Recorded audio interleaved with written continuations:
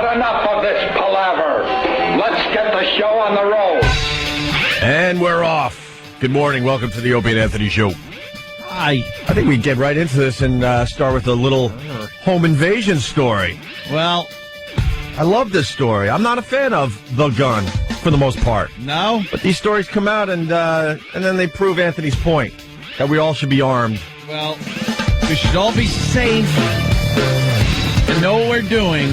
But yes, we should all be armed. Somebody get a little surprise? A 70-year-old woman. Yeah. 70-year-old woman. It's a fine little story. Love it. No warm-up today. Why the hell was this old bag doing home invasions? Oh, perhaps I misunderstood. So you flipped that a little bit. That's what I do now. Here's the story. We'll get into it. A 70-year-old woman in South Bend, Indiana, was sitting at home when a burglar started breaking into her house. The intruder smashed the kitchen window and tried to climb inside, but Sandra Hochstetler had other plans. Listen.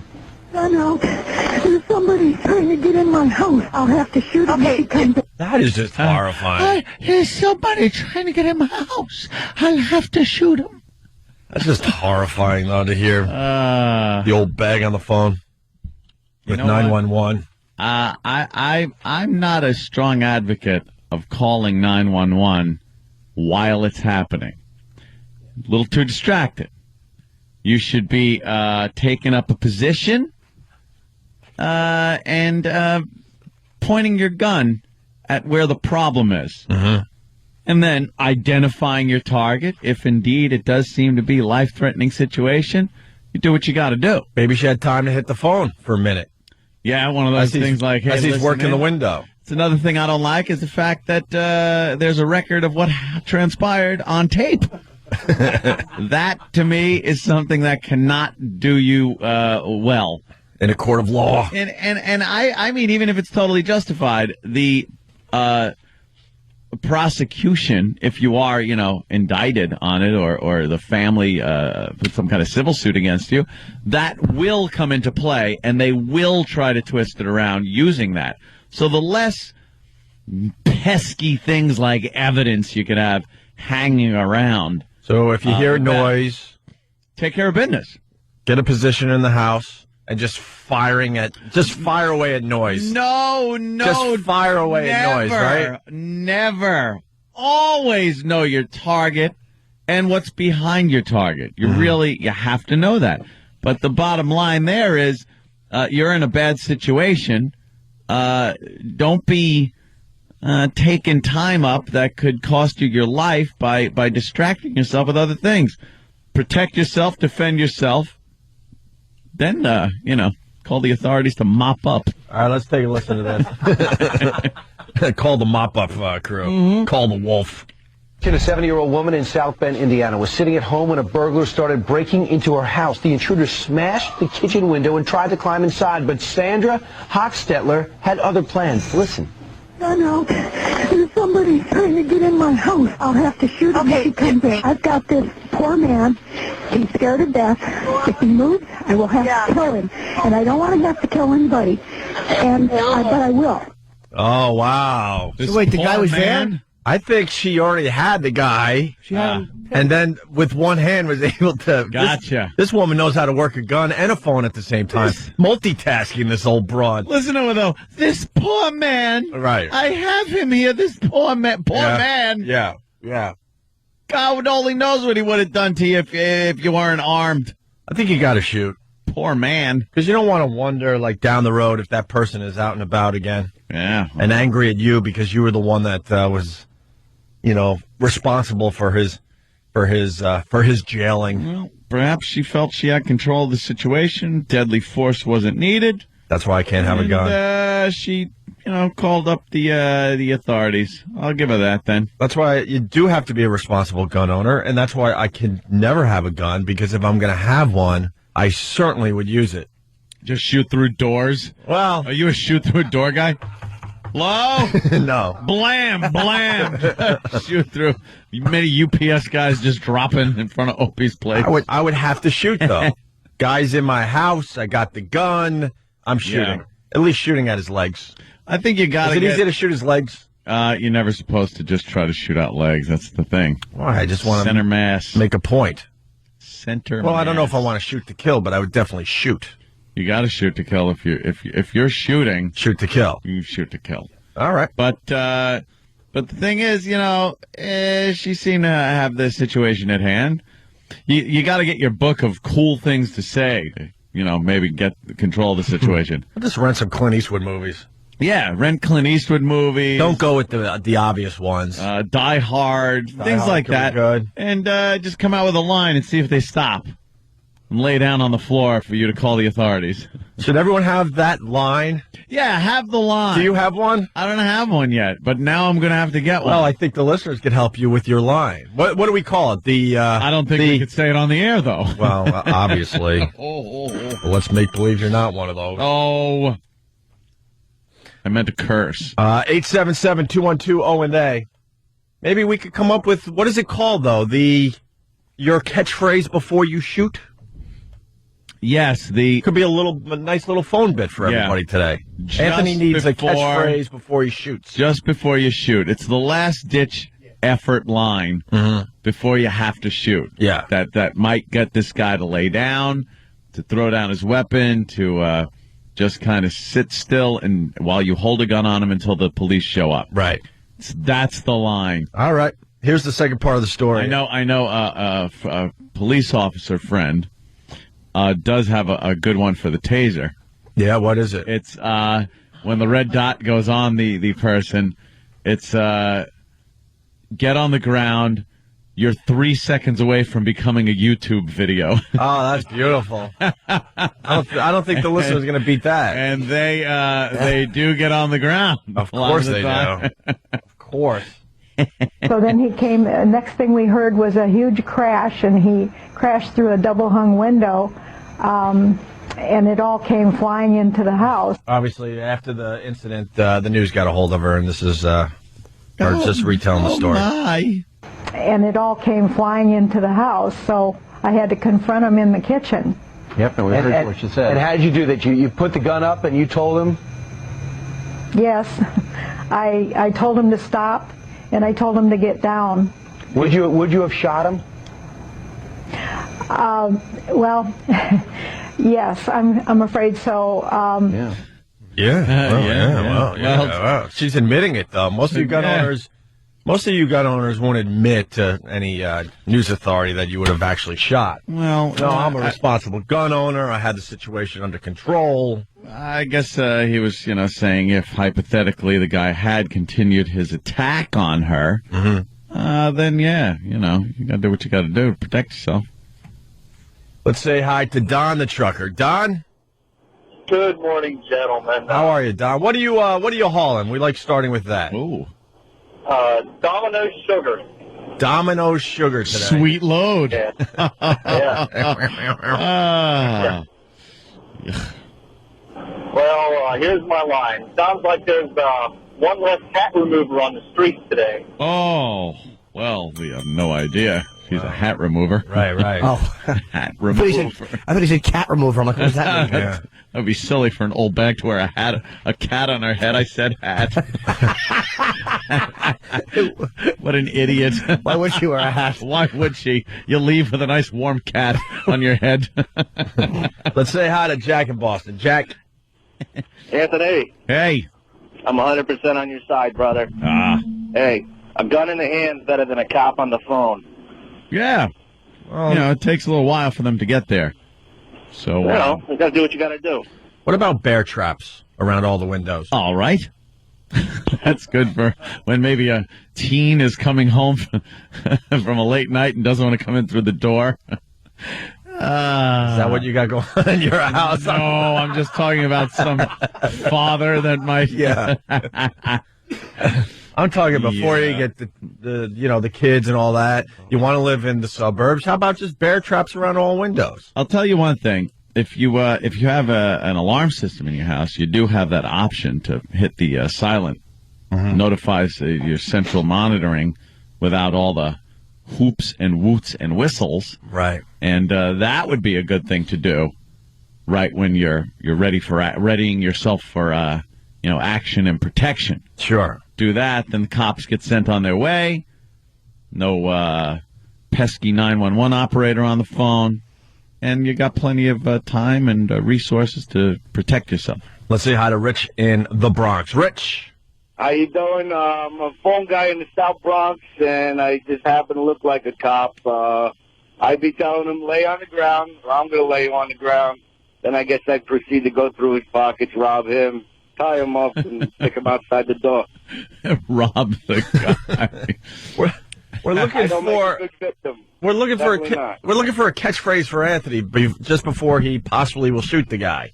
Kind of like, you got to... Before I lay you on This is the line not before you shoot him. Right. It's not the line before you shoot him. It's the line to keep from having to shoot him. Right. The line that makes him lay down and stop what he's doing. But it also could be the line before you shoot if they're not listening to you after that. Hey, what's up? I just want to be a friend. Let's play Twister. Lay down. All right, let me go to Chris in Jersey. Chris, the guy's trying to work his lay down line. It's not working. Little Jimmy this Saturday in the Borgata. I can't wait to see you, little Jimmy. No, actually, the big thing is Sunday. Tickets still available for the Sunday show. Who cares about Saturday? Those shows are bust already. Yeah, those are the practice shows. The big show is Sunday. Don't you know that by now? Go ahead, Chris. I'm sorry. Yeah, basically, I realize this thing is about Anthony, but if Opie had a gun and he did a good luck, bro, I'm sure all criminals would get right to the ground. Good luck, bro. See, now I need a gun just so I could use the good luck, bro. Good luck, bro. I like that. It's a little vague. It's a little vague, but, well, it might work. It might work, sure. Let's say hi to Keith in Maryland. Keith. Hey, good morning, guys. Good morning, Keith. Hey, Anthony, you could say, hey, buddy, you picked the wrong house on the right day. Oof, a little hacky, I'm thinking. Yeah, a little hacky. It's a little wordy. How about this? Do you know who I am? Capitulation. You see my name on my hood? All right, it might be too early to do a little audience participation here. The best one I heard was in Vice Squad. It was a black female cop, and it was so over the top, but she had some criminal pegged, and she said, blink your eyes, mother effer, and you die in the dark. And I thought that was there you go. That's what a great thing to say to somebody. No Bones in PA writes, Ant's line would probably be, all right. Let's say hi to Tim in Wisconsin. Tim? Yeah, you there? Yeah, go ahead, Tim. Anthony got, what was it there? I think it was Mel Gibson in Lethal Weapon tells the guy, you effed up now, Hamlet. You kind of verbally tell him that he made a mistake before that muzzle flash drives the point home. So basically, you realized that your line stunk as you were saying it, and at the end you went, you have to just kind of warn him, man. Yeah. Huge Unit says he used to be a police officer. The line we were taught. Can we hang up on that guy? He is the worst. Oh, God. It was horrid. Line we were taught was, any move you make will be considered a threat and you will die. Do you understand? Yes. That's a good one. Let's go to Bill. Bill. Hello, Bill. Hey, boys. Good morning, Bill. How you doing? Hi, Bill. Hi, Bill. We're in the middle of trying to rock the radio show here. Let's go. Yippee-ki-yay, Mr. Falcon. Linger longer. Mr. Falcon. That's awful. All right, we're going to take a quick break. Trying to figure out Ant's catchphrase just before he might shoot an intruder in a home invasion. The catchphrase might get the job done where the guy freezes, does nothing, but it might not do anything anyway. If he's on the crystal meth or something, he's not going to listen to anything you say. Still get your line in and you shoot. How about make my day, Joe? All right, if you want to add to this, 877-212-08. We have a lot to do, man. I love the plane crash guy story today.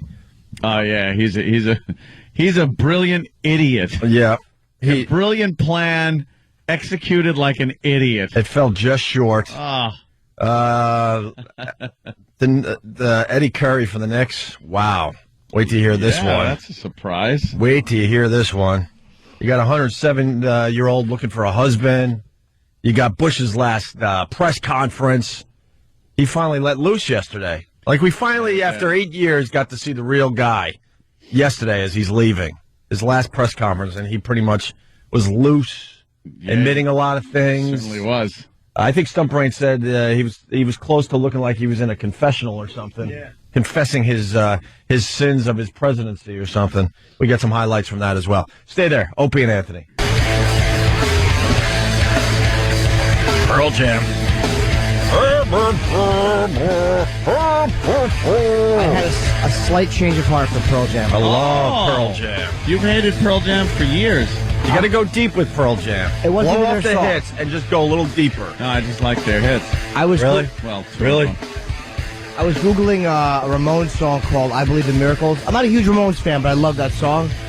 And I came upon an Eddie Vedder cover. It was Pearl Jam. And he annoyed me for a second because he was talking like in Portuguese because it was a Brazilian audience. But then he belted out this version of I Believe in Miracles. And I was like, God damn, I like it. Yeah? I want to get it from my iPod. Yeah, it was like great. Wow. I was like, all right, I gave Eddie Vedder kind of a beating for a long time, but, Certainly have. maybe I was incorrect. He's a talented guy. Yeah. Still doing it all these years later. Not really needing the record companies or anything. Yeah. Kind of doing the Grateful Dead thing, kind of like touring and getting really close with his fans. Never went away, right, Travis? Travis knows a little bit about Pearl Jam. Travis knows a little bit about everything. Pearl Necklace, he knows a lot about. Jack Bauer, 24. That the song you're thinking of, Jim? Yes. It's off of Lost Dogs. Oh, is that one? Okay. Wow, look at that. He knew the answer and everything. Yeah, it's a Rarities CD. Pearl Jam does awesome covers. Like, they pick and choose the covers that they do, and Sure. they're all great. Their cover of the Who's Bob O'Reilly is probably my favorite cover. Yeah, I like that one. Yeah, it's That's pretty good. fantastic. Definitely. And a lot of people think Pearl Jam went away, but they never went away. They No. sell out wherever they go. They still They sell don't really out need 2 or record 3 nights at companies the Garden anymore. in a row, yeah. They kind of put out their own stuff now, right? They encourage the fans to tape all the shows. Yeah. Sort of like a Grateful Dead thing. Everything's like I said. released live. Yeah. It's 20-year anniversary next year. God, 20 years. 877-212-018. Thanks, Travis. What are you having, a girl? Yes. I get updates on message boards. Why would you bring it to the actual radio show, you dummy? I was going to tell you all today. An email is so impersonal. And, I saw it on Facebook already. Yeah. You put it on Facebook, and then, everything's so impersonal these days. What does she do? End of June. Oh, that's cool, man. June 29th. What are you going to call her? We don't know yet. We have That's a an odd list name. of names. No. Oh. It's not going to be that. I thought, gee, that would have been silly. That would be awkward in school. Yeah, we'll figure We it don't know yet. We don't know yet. We don't know yet.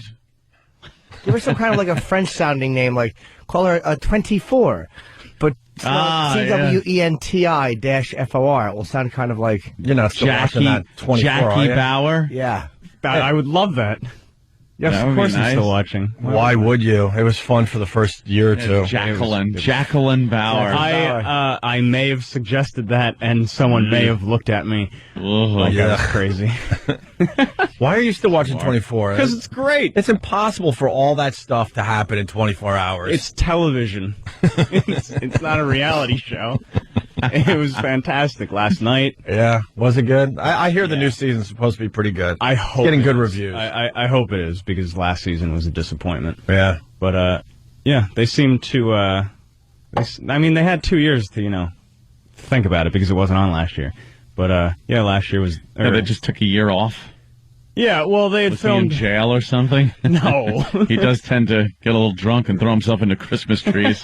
You've seen that clip. Burn his own action figure. Yes, burn his own They action actually- figure prototype. They actually take 364 days off. Oh, is that what they do? Yeah. Ah, Yeah, they only work 1 day a year, this clown. nice. It's a hell of a day, though. I would love that gig. Very busy day. 1 day. Imagine 1 day a year, all hell breaks loose, and then you rest the rest of the year. And then you're done. Done for a while. Yeah. I saw the announcement there on Facebook, and of course, I'm very new to Facebook. You're all about Facebook. I had to get. First of all, my sister gets me, and she's like, "Where's your Facebook?" I go, "I don't have one." I go, "I had enough with MySpace." She goes, "MySpace? That's so. What are you doing? 2006. That's like useless. Yeah. No one uses that anymore." Well, all right. I go, okay.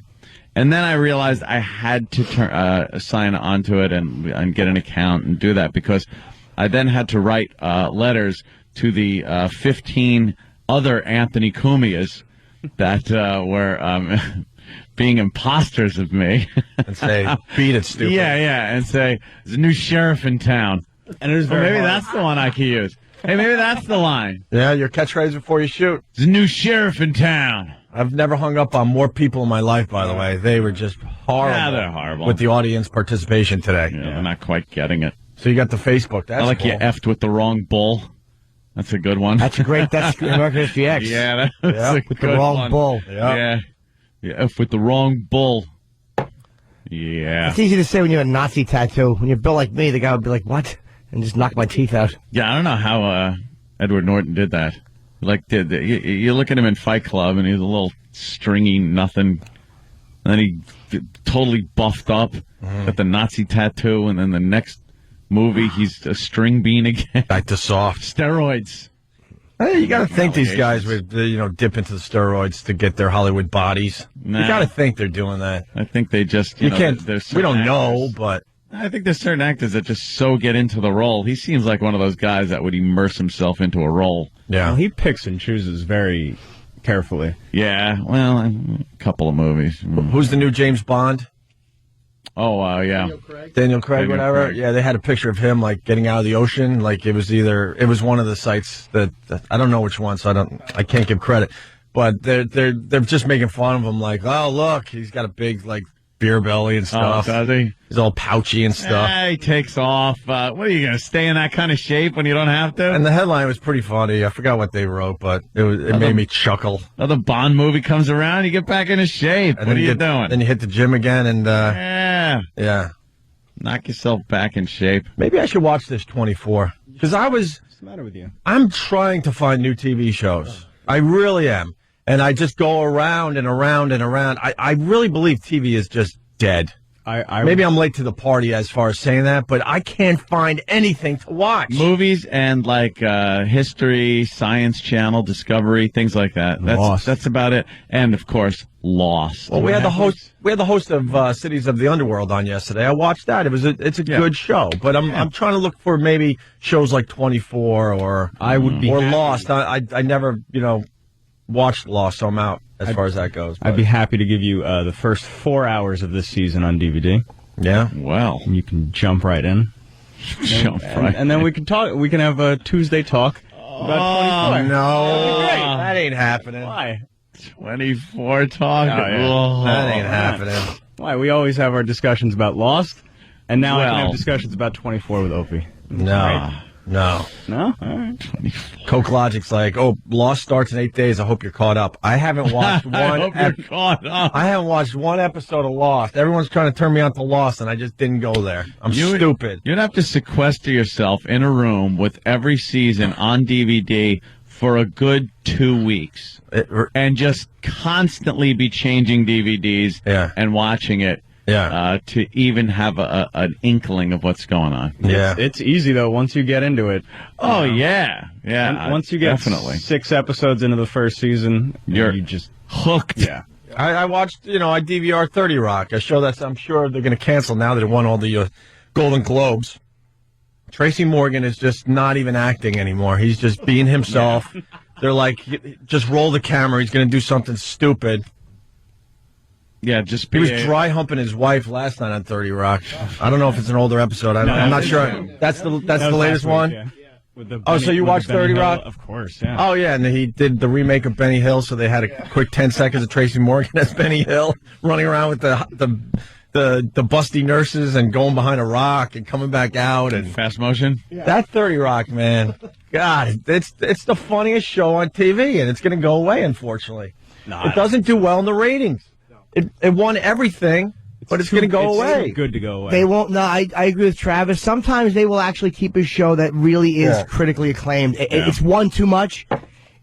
Networks have this weird pride thing too. Like HBO had it. Like a show that is higher in the ratings would go before a critically acclaimed show would go. There's Homicide. I hope you're right. Did you ever watch Homicide? Life on the Street? Yeah, like that got no ratings. Yeah, but it was so good that they never kept it. And especially since there's nothing to replace anything with right now. Yeah. They don't want to pour money into producing new shows. So it's just crap out there. So this at least has a buzz. You know who doesn't get credit? Alec Baldwin could be the funniest guy in, I can't say ever, but in many, many years to be on TV. He is so much fun to watch, this guy. Yeah. He's so dry, so funny, a great actor. Yeah, he's always been funny, though. Like, I know that, but he doesn't really get that. SNL, he had some great. He doesn't get that critical acclaim like others do, though. I know he's really famous and all that, but he is so effing funny. That phone call was a scream. To know that's the same guy, that's what makes it even better. Yeah, you know, it's got me, and it got me last night. I was going to sleep, so I throw on, of course, a movie I've seen 1,000 times, rolling around the channels, and I have it on DVD and everything. Gladiator, great movie. I don't have to pay attention. I could go to sleep. Why in God's name? I can understand if it's on TBS or some other just regular channel, but it was on HBO. It was on one of the HBOs with the bars on the side. Right. So it's regular TV sized. Right. And it's like, why in this day and age when most people who have cable at least have a widescreen television? Yeah. They have a television made for widescreen movies. When you go over someone's house and you see the old school TV, it looks foreign to you now, it's right? Dumb. Yeah, and it's not a money thing. Everyone's got the letterbox or whatever you want to call it. At this point, let them watch it letterboxed on their square television and show everything widescreen. How do you show an award-winning Best Picture, Best Actor movie like Gladiator? Ridley Scott, for God's sake, and not show it widescreen. It was one of the HD channels?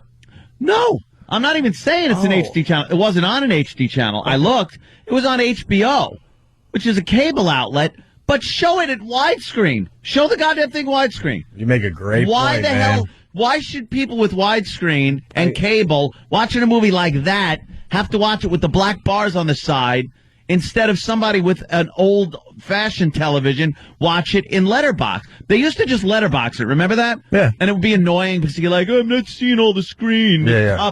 Top and bottom of my screen is black, and I can't. Let the people with that regular TVs watch it that way, and let me watch it in the glory it is supposed to be shown. I agree with you, man. Even when they letterbox them now, there's still like a black bar on the bottom and the top. It's like, my TV is shaped like a rectangle. Why isn't the letterbox just taking up the whole TV? Oh, well, because some movies are made a lot wider screen than your TV dimensions. Yeah, the aspect Your TV ratio, is 16:9, and some of the movies go ridiculous widescreen.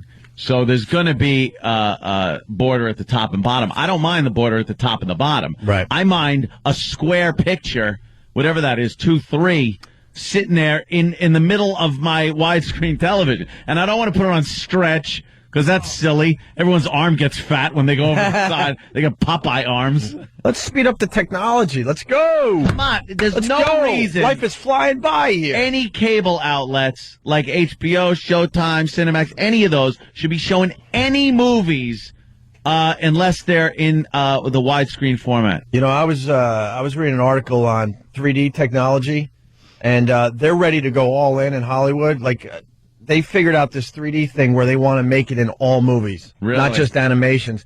And we're at a kind of a critical time because the amount of money that it would take to change these theaters over so you can watch this stuff might kill the technology before it could even be used. And there's a lot of like Cameron, James Cameron, Titanic guy. Yeah, him and a bunch of the other heavyweights are all behind this. But they're like, the movie theaters themselves might kill this technology, and they said it would be a complete shame. Wait, 3D? 3D, man. Huh? He's in every movie. Yeah. That James Cameron makes. I don't know. He's got nude pictures of him or something. Who knows? Finger of God. But it's the technology. It's like, let's go with the technology. We want to see new cool stuff. Let's go. 3D thing would be good with certain movies. Other ones, though, just distracting. No, I have to find the article again. I didn't even think we were talking about this today, but it was more than just a distraction because it was a cool thing just to do. But now they're using it in such a way where it will certainly enhance your movie viewing experience. Yeah. It's like Honey, I Shrunk the Audience. No. No. What movie was it? Captain EO. What was the movie we went and saw? Was it Superman, where everything was floating in front of you as you're trying to enjoy the movie? Friday the 13th 3.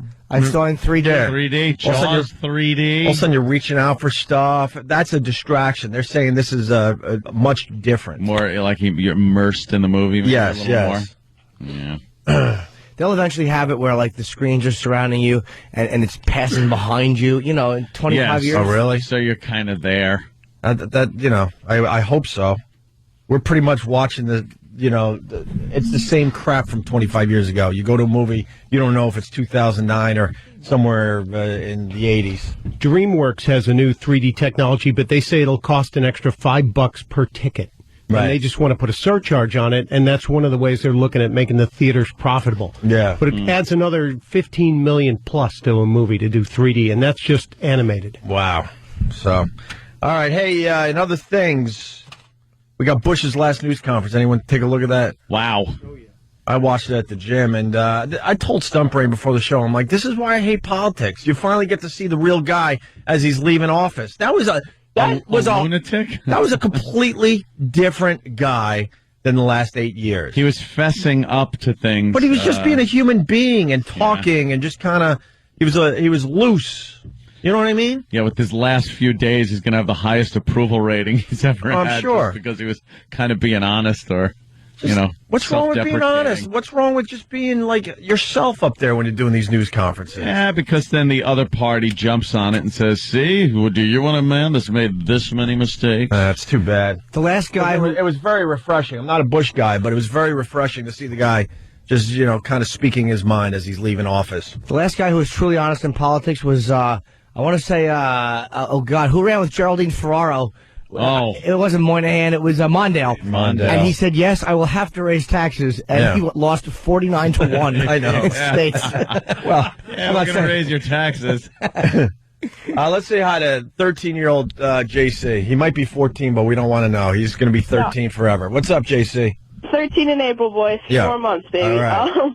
A friend of mine is a CEO of a company, and they're working with... I love this kid. Wait, what? JC rolled. How is a friend of yours a CEO of a company? No, a friend of mine's Lemonade parents. stand? My bad. I'm tired. Leave me alone. Oh, Jimmy. The Lemonade Stand Inc. is exactly where I was going with that. So your friend's father... Stock right next to Windows. Yeah, your friend's father's a CEO.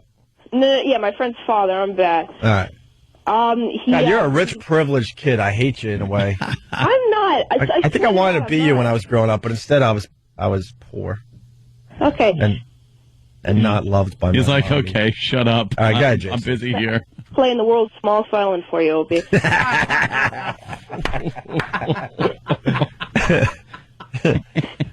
You little effer. Anyways, thank you. Once again, I give so much to the show, and you still just call me an effer and an ass. He's so right. Yeah, you're right. What can I tell you? First off, the bit that Kosher Dave did was amazing. Anyways. Wait, which bit? Are you being sarcastic? Because he sucked on our show yesterday. It was so funny. My dad and I had to pull over on the road. We were laughing, so. Well, when we put the liquid A on him? Yeah. Okay, good. Yeah, well, we ruined that because we had Dave on yesterday for a half hour. It's probably the worst radio we've done in 2 months. Thanks, David. Wonderful. You screwed up the show, David. Yeah. All right, go ahead, JC. Okay, they make these TVs that it's the way you perceive it. It's actually 3D most of the movie, and they're working on getting one of these into the Super Bowl stadium maybe for next year, I think. Yeah, it's a technology where you don't have to wear the dumb, stupid paper glasses and stuff. Yeah, they make you look like a Martian. It's like red and blue and. Yeah. Yeah, or they put polarizing lenses on either eye, and no, it's they do it like completely Disney. different than all that. They're advancing this technology. I don't have time to read all this. Well, I think that's the article you were mentioning. Was it in the New York Times? Yes, it was. You sure it wasn't a placemat? I knew you were going to go there, but I remember this one. It was the New York Times. It was yesterday in the business section, my friend. Best story, by the way, in the last 2 years is when you came in and you said, my girl pointed out that it was a placemat. A placemat at a diner. And he had said, that's the story I read in the New York Times. It couldn't... It's perfect. It's the best conclusion ever to a story. No, I was reading the business section. Opposite ends of the spectrum on, like, literature or, what am I trying to get, news? Well, it's just either the Wall Street Journal or a placemat. Something with right next to what you read was a little maze that you fill out with a crayon. Those mazes are very easy. I got that knocked. All right, JC, thank you. See you later, boys. All right, JC. Talk to you later, I For guess. the people that need to know more, Hollywood finds headaches in its big bet on 3D. So it's a very different 3D technology than we all know. And I was going to say not love. I don't love it. The other thing in the business section of the Times yesterday, I'll tell you this much. You know the whole music downloading with iTunes? Yes. Some people are saying that they should be doing that with... movies. No. Prostitutes. No. Any other guesses? Because it works so well for the music industry. It actually saved the music industry.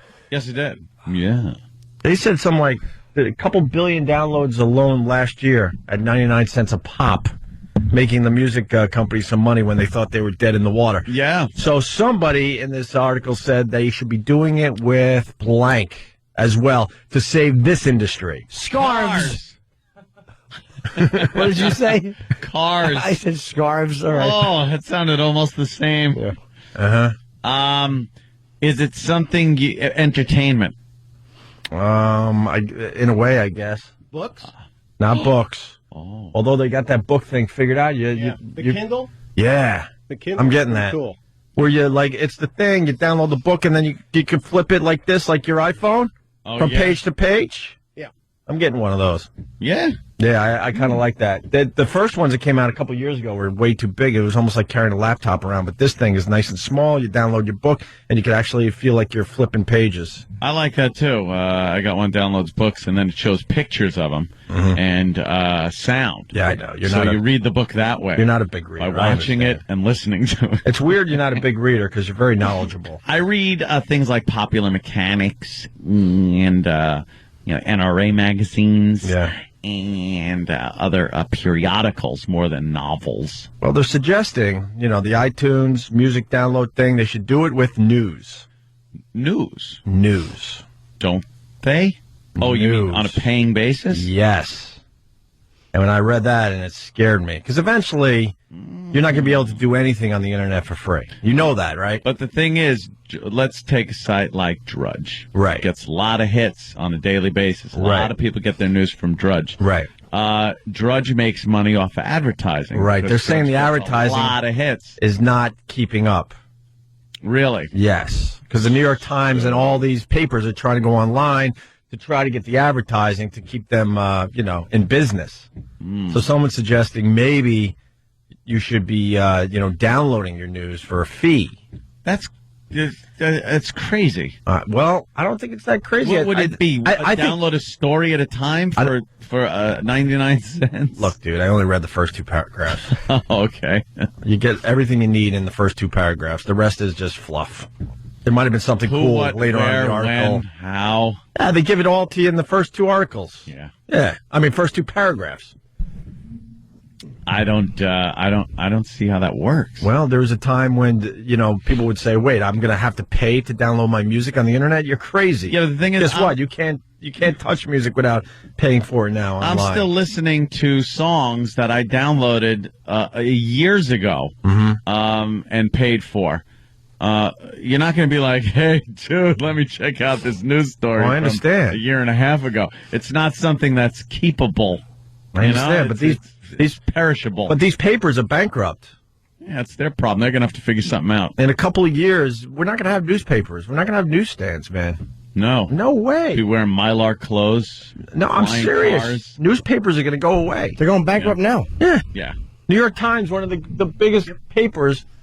I was reading a book last night, and they referenced, like, the New York Times from 1856 or something. Something like that. I'm like, wow, it's been around that long. And we're going to watch I call it the good old days. We're going to watch the death of these papers that have been around forever. Yeah. In our lifetime. Yeah, but they do have an online presence, and they're not happy with their online presence. Is what it comes down to. They're not in a making transition period, and they're still spending too much money on the goddamn paper version when you really don't need the paper version of papers anymore. Right. And you just pop on news sites. I'm on news sites every night, just trolling, and I don't need paper newspapers anymore. What do you need that for? What's the cutoff, you think, of buying a newspaper these days? What do you mean? The 20-year-olds are not buying newspapers. No. They are? Travis, they're not. No.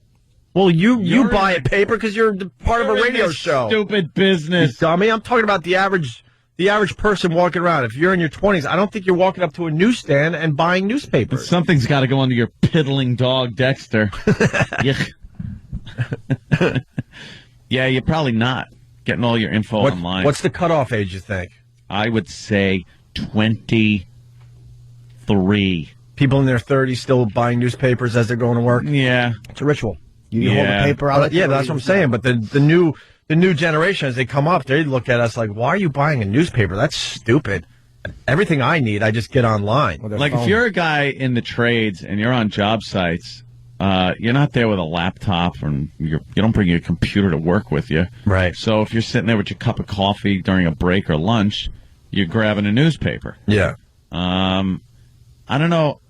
There are a lot of other jobs where people sit in front of computers all day. They don't need newspapers.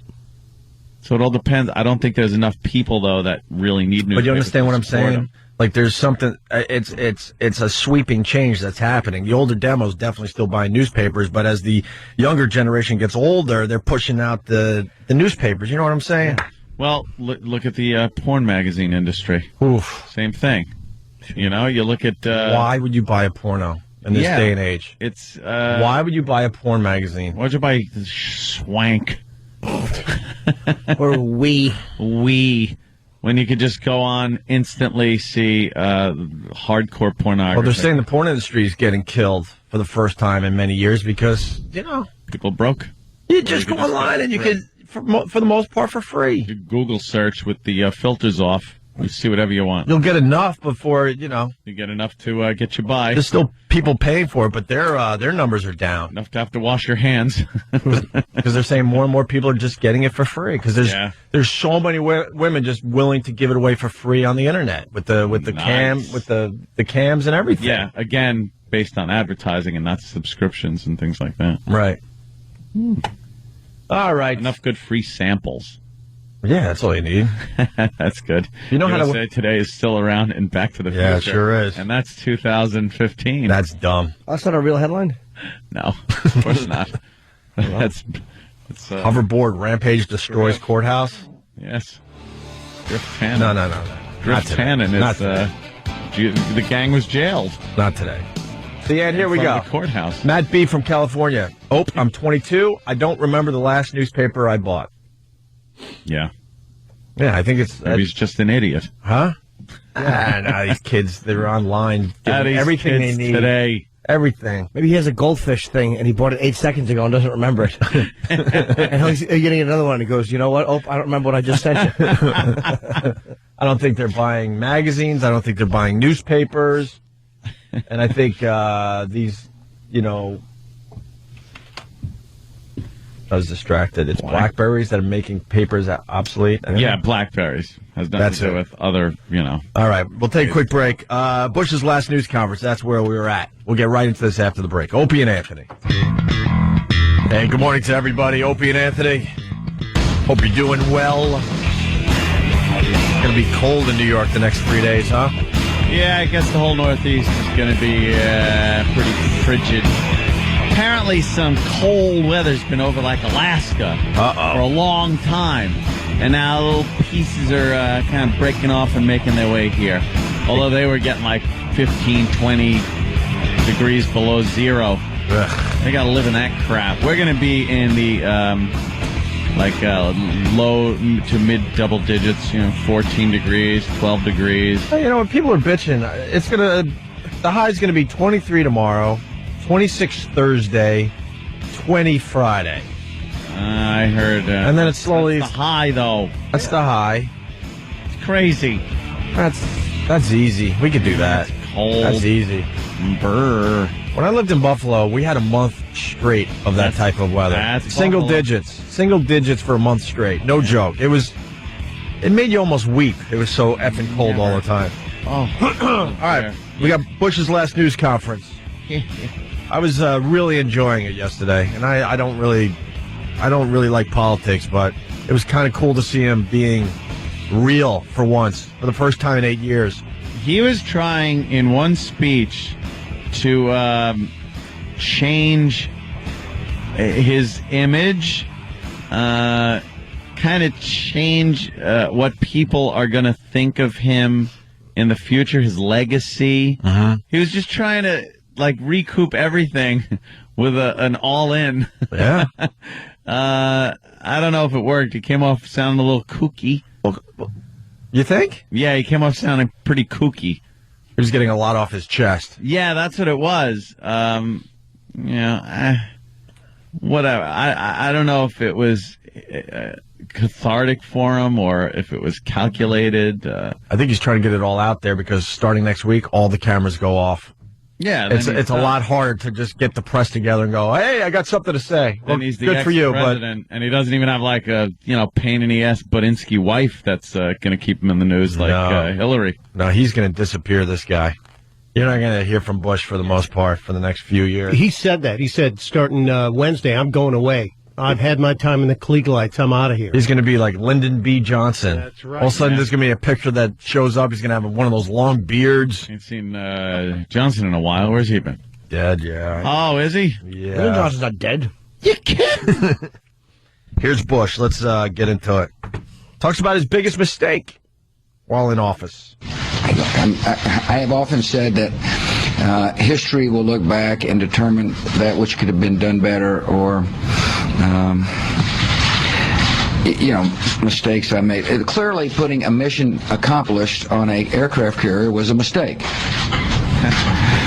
It sent the wrong message. We were trying to say something differently, but nevertheless, it conveyed a different message. Obviously, some of my rhetoric has been a mistake. He's like, things I've said, things I've done, things I backed. Yeah. Mistake. Why couldn't he come out and say, wow, I probably shouldn't have said that on the aircraft? Why couldn't he say that a year ago or something? This is why his popularity has been in the crapper for so long, and even his staunch supporters started not supporting him because he wasn't calling himself and his staff out on things like this. Mm-hmm. And he would make these errors, and then instead of just fessing up and saying, yeah, that kind of was a bad move, we're going to move on from this, he would just not talk about it, cover it up, have his staff try to cover it up with more crap. And now he decides to get in front of that podium or behind it. In front of it would look silly. and just start getting it all off his chest. Yeah. Let's say hi to Greg. Greg? Hi. Hi. He's on his delusional tour. He hasn't said anything truthful. He really believes that everything that he's done was great. All I know is we can't wait for him to leave. Well, not much longer, and then, another... Opie, I believe Opie is very intelligent, but he seems to only look right at the surface. You really think he was telling any truth there? Dude, the thing is, I don't know what it was, to be honest with you. I mean, I think I don't know. I don't know how to answer that, I guess. It was one of two things. He was doing it to try to make himself feel better after all these years of just not telling the truth, or he was doing it to try to save his legacy in one move. That's how I saw it. It's one of the two things. You'll never know. You think he was being dishonest? You think that he didn't believe what he was saying yesterday, Greg? About what? About all the mistakes he made. Yeah, just for example, the first clip we played Honestly, was he being honest there, or maybe saying what he thinks people want to hear? Honestly, I don't believe that he believes that he made any mistakes. I think he's just saying what he thinks the public wants to hear at this point. And he wasn't wrong about the mission accomplished. He accomplished the mission of getting us into war with Iraq. That was the mission. Yeah, but I don't think that's what the mission accomplished. The mission accomplished banner was the overthrowing of the Saddam regime. And when that happened, even though there were many insurgents and there was a long way to go and we're still there, that's the way they spun it, was mission was accomplished. He was out of power. The United States was running things. And I don't think they foresaw the length of time and the tenacity of these insurgents. That was a mistake. You shouldn't declare yourself a victor when you're still fighting. In the interest of his family, mission accomplished. Well, he was taking care of he was taking care of his pops and went, oh wait, as far as the country goes, I guess we're just beginning this, but for me and my family, mission accomplished. But this is what we talk about around Thanksgiving. Yeah, I'm not saying anything that they didn't say. This is how they spun it when they were criticized on that. They spun it exactly the way I just said it. So now he's saying it was a mistake. All right. How about having said that, a while ago? That might have helped. I kind of like Greg's angle, though, that he's saying things that he thinks we want to hear. Yeah. I kind of like that, Greg. I don't know if I... Yeah, just to save face. In other words, hey, I wasn't so bad. Look, I mean, he said that, he inherited a recession, at the beginning of his presidency. Didn't we have a surplus? No. Clinton got us into a surplus, and we had the budget all don't look at Clinton with rose-colored glasses, my friend. Don't look at Clinton with rose-colored glasses. It's easy to get a surplus when you decimate the military, intelligence, and other things that got us in. Yes, we did. Shut up. We don't need the military if we're not at war. Great, brilliant. Why do you think people were flying into our buildings? Jackass. And that was 2001. Yes, it was Bush's watch. Dude, shut up. You don't think there was a surplus because Clinton decimated everything that made this country strong and kept us out of trouble. Well, now Bush decimated us. He completely wiped out the whole economy. He did it single-handedly. You're a narrow-minded liberal. Yeah. You're very narrow-minded, and your vision is very narrow as far as Bush goes. He's not responsible for every ill that this country's in right now, dummy. No president can do that. Yeah, I'm not a Bush fan, but I'm not either. Believe me. I don't blame what's going on with the economy on Bush. I think that was set in motion many, many, many years ago, and we finally got caught corporate with our greed. pants down. Ugh. It's possible. I think it's very possible. I hate but I think he's being sincere when he's saying I made some mistakes. I mean, it's like, what, dude, the motive, there's nothing to gain for him at this point because people hate him so much. He's just walking out, and he's at a point now where he can say what he wants to say about a few mistakes he's made. It's not like he's confessing these things that we didn't know anyway. I think he's a human, and he just wants people, a few more people to like him as he goes back to Texas. Don't need a military when we're not at war. Thank you, sir. Holy, that is one of the dumbest things I've ever heard anybody say. That the United States of America, especially, doesn't need a military when we're not at war. You gotta be What prepared. do we do? Whip one up if something happens? Ugh. Stop it. All right, let's go to the next clip here. Bush, last news conference. Wow, we got some energy going. Yeah, that just annoyed me. Bush talks about his disappointments. There have been disappointments. Abu Ghraib obviously was a huge disappointment during the presidency. Pictures. Should have been more nudes. Not having weapons of mass destruction was a significant disappointment. Yeah. Well, way to understate that one. He should have said that was a big oopsie. Yeah, not having weapons of mass destruction. Well, the reason we got into the war in the first place. Yeah. A lot of people screaming at Greg on instant feedback. Just want to acknowledge that. A lot of FUs going out to Greg. There's a nice bonehead statement that Bush made right there. He didn't even want to fess up, and you hear him like kind of stammering over how he should put that. Right. Should he put it a significant mistake? Is that what he said? Disappointment. Disappointment. What?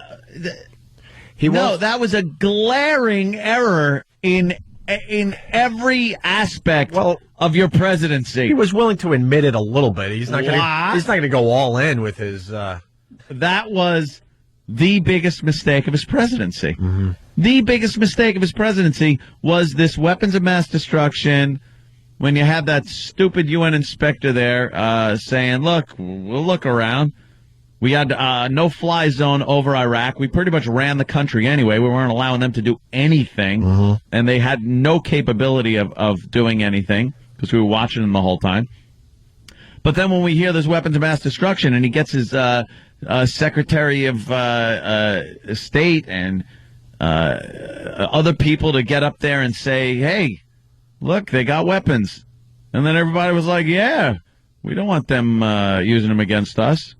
And they go in, no weapons. And then they change it to, we want to free the people. That's a giant, biggest ever mistake ever that he made. That's a biggie? That's the biggest. Yeah. Big one, yeah. Should also be said that the stock market had record highs during the Bush administration. Of course it did. It's not. Why with the people that just, it's these myopic liberal douches that just want to blame one person, the devil, George Bush, for everything. It's not. Some of your dummies that are in charge are responsible for the same things. You know, Bush, sure, he pulled some complete huge jackass moves. It was a dope. But you can't blame him for every ill that we're suffering now. Christ. Let's get back to this clip. There have been disappointments. Abu Ghraib obviously was a huge disappointment during the presidency. No one could say that word. I've heard it. Not having weapons of mass destruction was a significant disappointment. You know, can you pause that for 1 second? I think one thing he's doing there, too, is that when you're in a war, you do have the public, but you also have the soldiers. Okay. And there is one point about going, hey, the whole reason we're over there is a mistake. And it's easy for, like, a lot of people here would go, well, he should just say that. But it's like, it is kind of hard when guys are over there getting shot. You know, I didn't even think of that angle on it. All right. He's still the president. He's got to, toe the line as far as that goes with the soldiers. Yeah, it could ruin morale. Beyond his own ego, there is that part of the equation, I think. I don't know if you want to call those mistakes or not, but things didn't go according to plan, let's put it that way. And anyway, I think historians will look back and they'll be able to have a better look at mistakes after some time has passed. Along Jake's question, there is no such thing as short-term history. I don't think you can possibly get the full breadth of an administration until time has passed. Till I'm long gone, please. Yeah. then could you do it? Yeah. All right, we'll continue with this after the break. And also, this guy that vanished into thin air, kinda. It's a great little story. Dummy. He blew it. He was close, though, man. Blew it. His calculations were off by how much? Not much, right? A couple miles. He should have a little more petrol in there. And all right, we'll explain next. Opie and Anthony. Yeah. We're in the middle of Chili Peppers Day. Why, this is the second or third one? I think it's the second one. 2 in a row, I think. I used to be a huge fan of the Red Hot Chili Peppers. I was too. I like the old stuff. Early stuff, way better than the newer stuff. Excuse me. Kind of taking a listen to the news conference Bush held yesterday. There's some good TV. Yeah. Talking about his disappointments, what he did right, what he did wrong, his mistakes. Yeah. A lot of, and again, just days left in office. His last public speech, and again, just stirring up debate all over. It's amazing. What happens when you got somebody like George Bush in there? That a lot of the liberals love to demonize, love to blame everything on. Then you get a Barack Obama in there, who is one of their own. Very liberal. First half-black president of the United States. And if things don't go well, where do the liberals go? What do they say? What do they do? Do they blame the prior administration? Do they say, well, look what he was left with? For a while, yes. Is that what they do? For the first, say, 7 years if he gets elected twice. Because I know that's what happened with... yeah. And then the last year, they'll be blaming some of the things the new Republicans are saying. Right. It'll never be his fault. Of course not. Because I know that happened with Bush. A lot of people blamed Clinton. People still like blaming Clinton for things that happened during the Bush administration, but you can early on. I mean, you do inherit certain things from the former president and the former administration, but you can't go the entire term, 2 terms, and blame the prior president. It just doesn't work that way. We'll have to wait and see. Obama, as the president, is great for this radio show because it drives you nuts. I like the fact that he's, within a couple of weeks of his inauguration, is going to close down Guantanamo Bay as the facility that is holding about 250 terror suspects. I haven't heard a peep about where these 250 terror suspects are going. Well, I'm sure he'll just let them loose on the streets, you right? Think? No. Cuba, I hope. Just let him out the gate. Pay Cuba back for, the few million they sent over here, criminals. Can't we just ride the hope in? And they did that. Can't we just ride the hope and the excitement for a little while? Nope. And then we can start beating them up? Nope. It's exciting. It's exciting times. No, it's not. It's very exciting for everybody to have this guy as president. I don't like this. It's a TV administration. It's a movie administration. We got that goddamn chick, Secretary of State. We got the black president. You know that I was reading another article in the New York Times, and there's a big to-do about his BlackBerry. Really? Yeah. What do they want to call it? An African-American berry? What? What's the problem with it? They won't let him have his BlackBerry. A Fredberry. They won't let him have his BlackBerry. And he's like, I want my BlackBerry. He loves his effing BlackBerry. Yeah.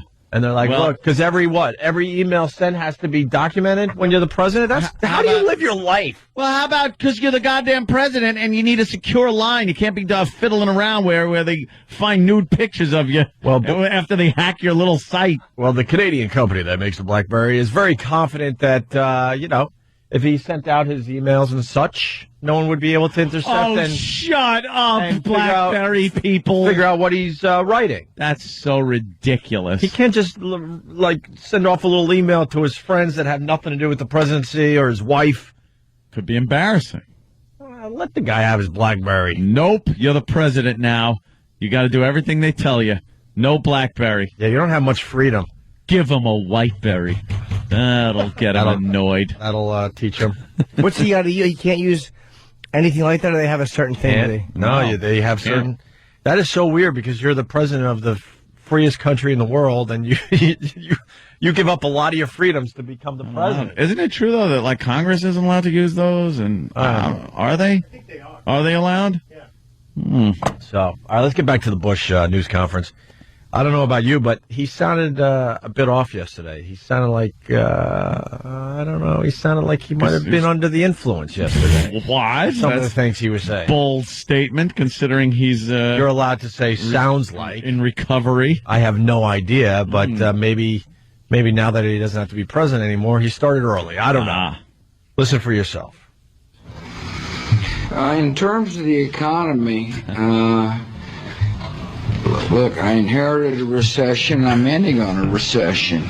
I defended tax cuts when I campaigned. I helped implement tax cuts when I was president. And I will defend them after my presidency as the right course of action. I love that. See, he's a little off it. He sounds drunk. He sounds a bit drunk, Jimmy, yes. Let's hammer the point home to everybody. Yeah.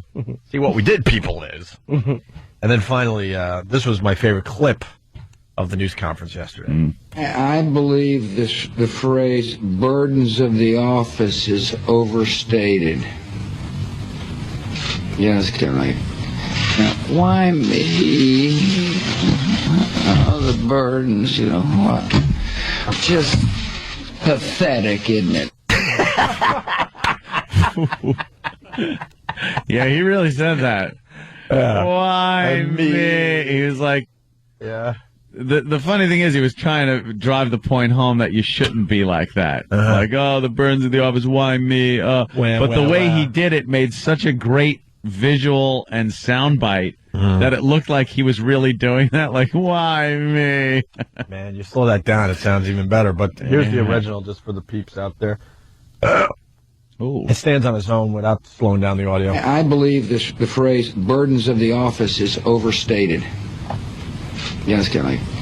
Why me? Oh, the burdens, you know.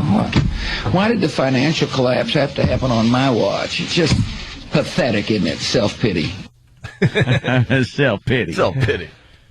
That's pretty much it for him, right? What else does he do there, Stunt Brain? He wants to have a primetime little news conference, not news conference, but like a kind of an address, a farewell little thing. That was the last press conference in front of the press there in the White House. But, yeah, he wants to go, and he's going to do it, right? When is that? He ain't going to do it. That ain't happening. What? American Idol starts tonight. How the hell? Maybe he'll do it on American Idol. Come in with numbers on.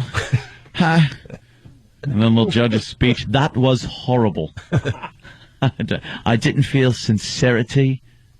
Yeah. American Idol. I can't be bothered. Nah. You got me into that years ago. And I was in for maybe a season or two. I was in for about 3 seasons, Die Hard. Chris Daughtry was awesome. And then after that, whatever. And then I just I can't be bothered now. Cannot be bothered. We get it. You got the goof factor guys, and then you got the good ones, and then who cares? They got a new judge this year, though. Oh, yeah, they're adding in the 4th judge or something? Yeah, that's exciting. Or something. Yeah, I think that's to take care of Paula. Her declining. When she shows up mental with state. Maybe a little back pain or something that she needed to remedy before the show. Whatever the hell's going on there. Yeah. Hey, remember this? He's leaving office, so maybe we can get one more play out of the Sunday Bloody Sunday remix thing. The mashup. Remember this? Oh, yeah. This was so good. It was creepy. Like Bush pretty much singing Sunday Bloody Sunday by U2. Somebody took a lot of time and effort, I guess, to clip out individual words and phrases from his speeches and throw them together. And it sounds like he's singing Sunday Bloody Sunday. There's been a lot of talk about this next song. The song is not a rebel song. The song is Sunday, Bloody Sunday.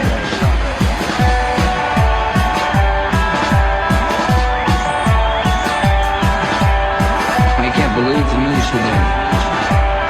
Can't close my eyes and make it go away. How long must we sing this song? How long? Too long. Tonight, we can be as one. Tonight. Broken bottles under children's feet. Bodies strewn across the dead streets. But I won't leave the battle hall. It puts my back up against the wall. Sunday, Bloody Sunday. Sunday, Bloody Sunday. Sunday, Bloody Sunday. Sunday, Bloody Sunday. Let's roll.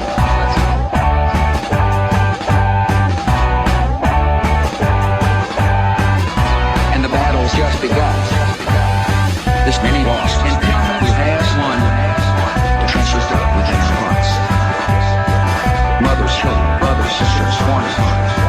Sunday, Bloody Sunday. Sunday, Bloody Sunday. How long must we sing this song? How long? Too long. Tonight, we can be as one. Tonight.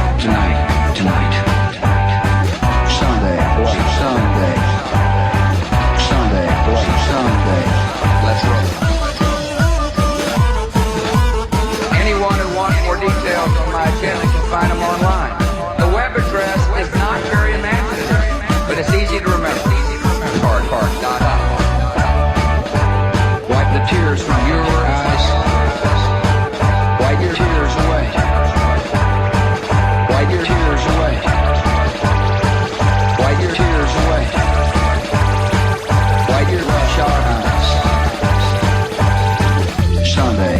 Sunday, Sunday, Sunday, Sunday, Sunday, Sunday, Sunday. Let's roll.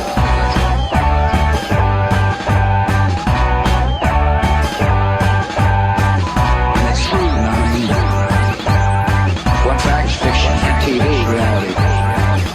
And today the millions smile. We eat and drink while tomorrow they die.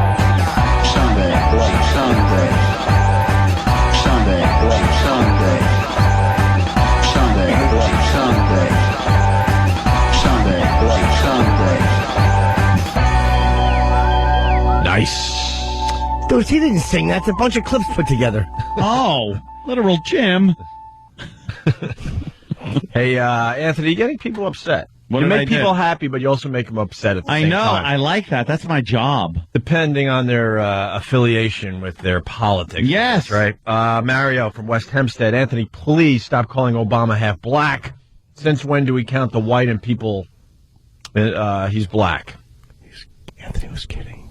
Yeah. Were you? See, I was being, I was kind of exaggerating the point. Not exaggerating, but I was kind of making the point that the first black president did have a white mother. So, that's all I was doing. Is there a problem there? It's called facts. What, am I being persecuted here for telling the truth? Why, I never. Bastards. I don't care. Know what I had to do last night? What? I put light bulbs in by my garage because there's crime wave going on in Nassau County. Yeah? So why do you need light bulbs around your garage area? Because they're stealing tires off of cars. Oh, yeah. That's the newest thing that's happening in there. How the hell did I move to a place with such high crime? You got money. Every time thank you. Every time I read something, it's, Where do you think criminals are going to go? To the nice neighborhoods. Keep them where they belong. They're going to find better stuff in the nicer neighborhoods. No. Yes. They're not going to go. They're not going to go to Wine Dance or Amityville. Why not? What are they going to find there? Well, apparently there's a big thing going on where people are stealing tires, rims. And putting the cars up on blocks. Putting the cars on blocks. I noticed a couple of my lug nut covers are missing on my passenger side. Oh, they're working your... Two of them, both of them, all of them. They're working your car already. Yeah, like they're gone. So now you see the lug nuts instead of the nice big caddy Escalade covers that go over that on the wheels. God only knows what that costs. I got to bring that in now and have them slap a couple of new ones on. Mm-hmm. But that got me thinking, like, hey, were they doing it? Were they going to take the tires and then maybe something scared them off? Yes. Of course. So now I'm lit up. Oh, my God, it's like a prison. It's like a prison yard. I want spotlights going back and forth. Do you have sensors, too? No, I'm going to get the security system put in on the outside, the cameras, scanners. Just have some.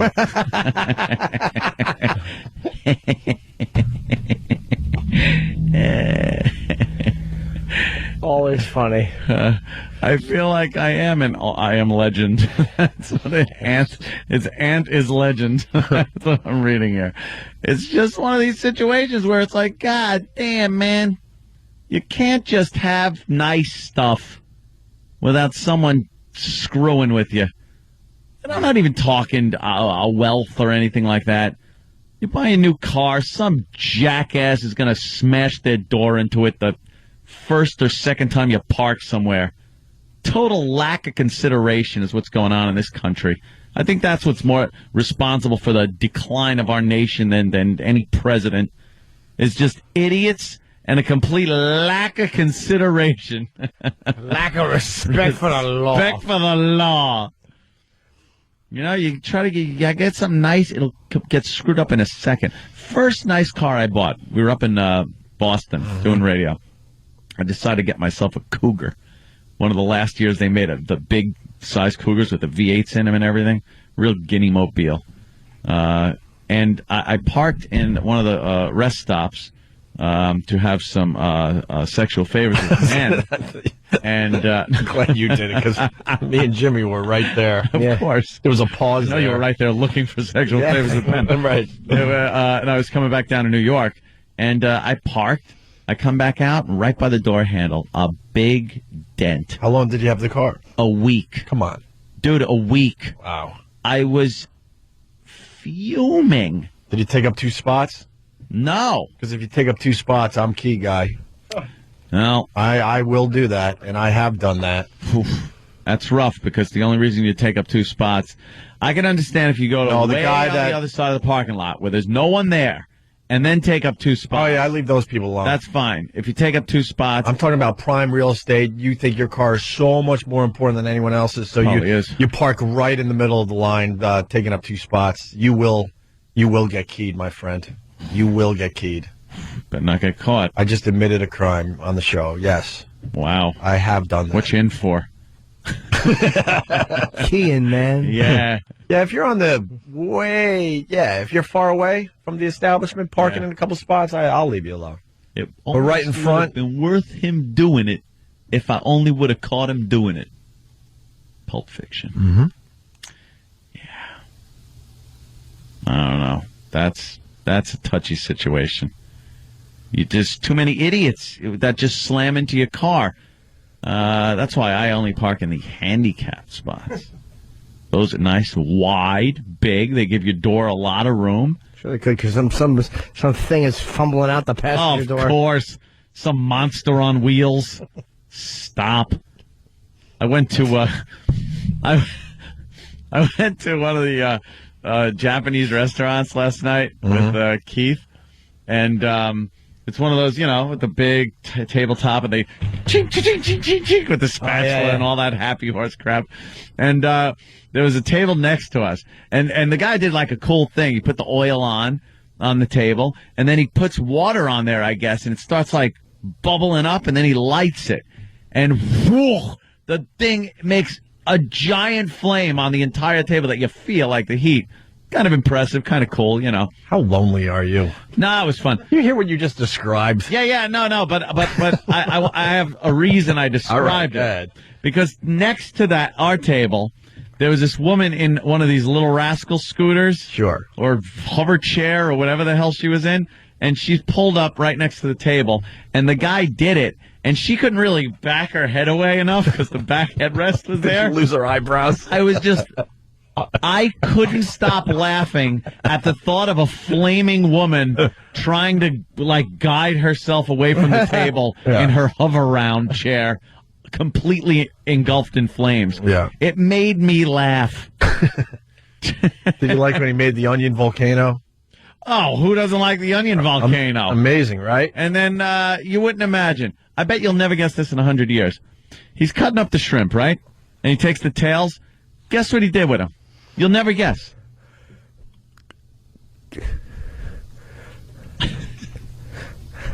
Made cars out of them. Yes, we drove it home. We looked silly and stunk. I certainly know how you feel.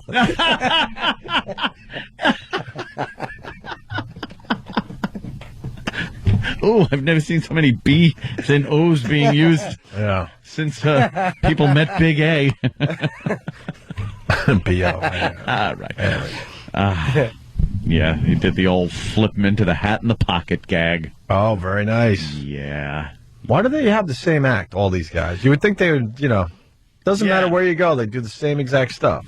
And then there's things that they do that are just useless.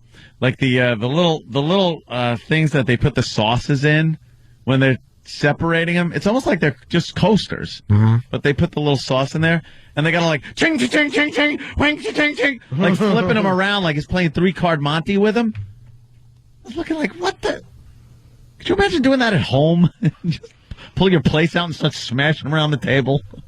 No. So don't do it here. I give you a little show. Yeah. All right. They got the hack guys, though, that are just like, all right. Just learning? Yeah, no, I think the guy flipping the shrimp tail into his pocket is pretty hack.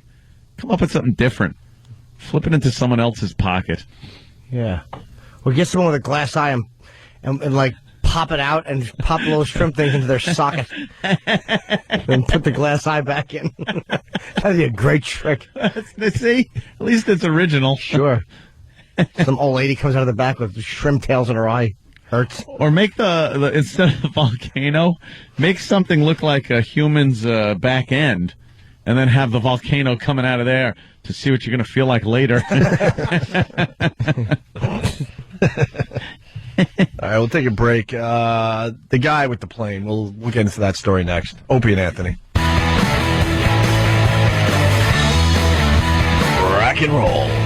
Opie and Anthony. I like that song. Watch when the vocals kick in. Hold on, here it comes. Damn. 877-212-018. You got a hickey on your neck, Jimmy? Yes. Yeah. They're on his chest, too. No, we saw the chest ones last week. Now they're moving up toward his face. Yes. I want a hickey, Jimmy. Give me a hickey. I would love to. I would make this noise while I sucked your dick.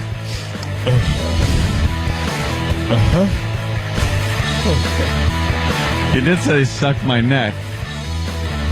Yes. It sounded like something else. Really did. But... No. All right. No. Okay. Neck. Making sure. Yeah. Yes. And what do we got on this pilot? A lot of people talking about this guy. He wanted to fake his own death or something? Yeah. He was in a bit of trouble? Yeah, a little financial trouble. Who was the guy that did it back in the day? Possibly Cooper? What was his name? What? Johnny DB, Cash. right? DB Cooper. No, Johnny Cash in an episode of Columbo. Really? Yeah, it was a double episode.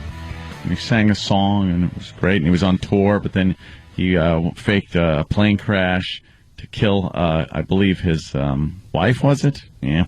You do realize that we're trying to still relate to the kids out there, right? What? You're referencing Columbo. First of all, who's trying to relate to the kids out there at this point? I think we are. Oh, Uncle Paul. Columbo. I didn't even know. All right, Johnny Cash was on Columbo. Yeah. So they were doing a Cooper thing? Yeah, they were doing one of those things where he was on a private plane and torn from the headlines or something? Yeah, stripped from the headlines. Right. He didn't try to fake his own death, though. He was killing his wife, I believe, or tour manager or something. And he lived through it. But he parachuted out and then got rid of the parachute and laid in the wreckage, and they found him. And the whole thing was that they were going to then canvass the whole area looking for this parachute at the end of the episode. They didn't know where it was or anything, but Columbo did that just so he could catch him out there looking for it. And then the spotlight comes on the headlights of Columbo's car, and they caught him. Always catches him like that. Yeah, he was smart, that Columbo. That was before he lost his mind. And now he's a babbling idiot. Ranting and raving around the streets. It's the greatest thing to do when you're in Hollywood is follow him for a while. Yeah. Peter Falk, right? Just babbling his way through another day. Poor kook. So this Indiana pilot, I don't really have the facts. So what happened? He had some businesses that were going bad or investors or something? Yeah, the guy was in financial jam up, so he decides to fake his own death. Yeah. So he's got a private plane. Yeah. He takes off, and then about 3/4 of the way through the fuel supply, I would guess, decides to jump out over, where was he? Alabama. Yeah, Alabama, I think. Somewhere. And then near Birmingham, man. Yeah. He jumps out with a parachute, of course, and then lets his plane go on autopilot. Here's what I'm thinking, though. I'm sure he wanted that plane to end up in the drink off of the coast of Florida. Run out of gas, end up in the water. That way, even if they send divers in, you don't know what happened. The fish gets you.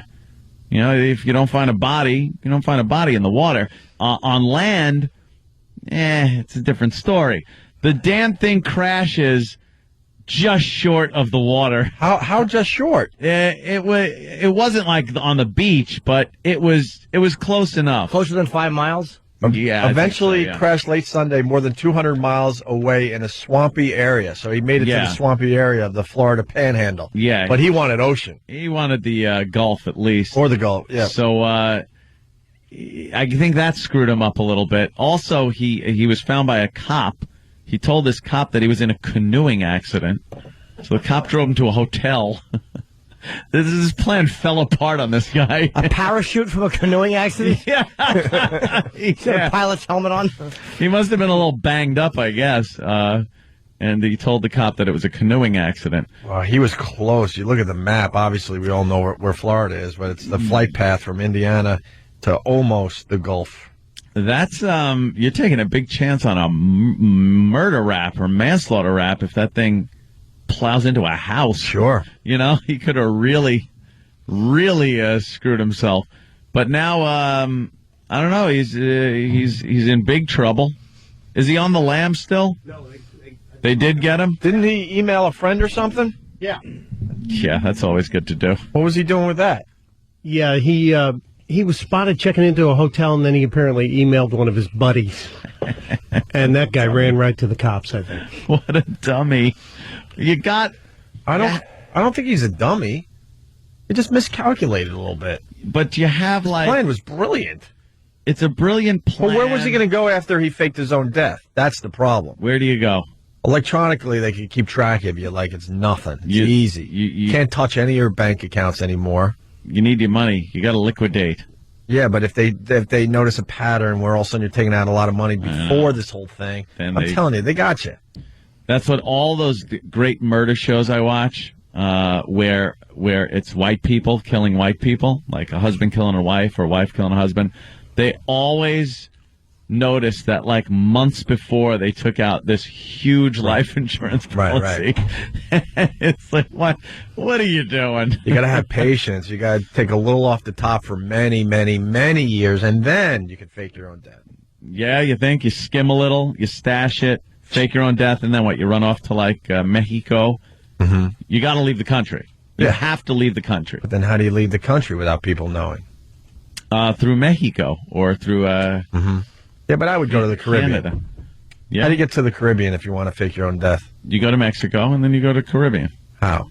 I think you could just do that. On a plane or something? Yeah. And they're not going to say anything? Aero Mexico. I guess the point is, I think it's very hard to fake your own death these days. You think a lot of people did it?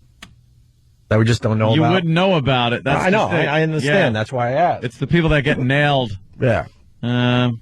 Speaking of which, faking your own death or killing your wife and making believe it's an accident. Yeah. During our little break, we had another cruise ship incident. Oh, this is our favorite thing, and no one is on to us like we are.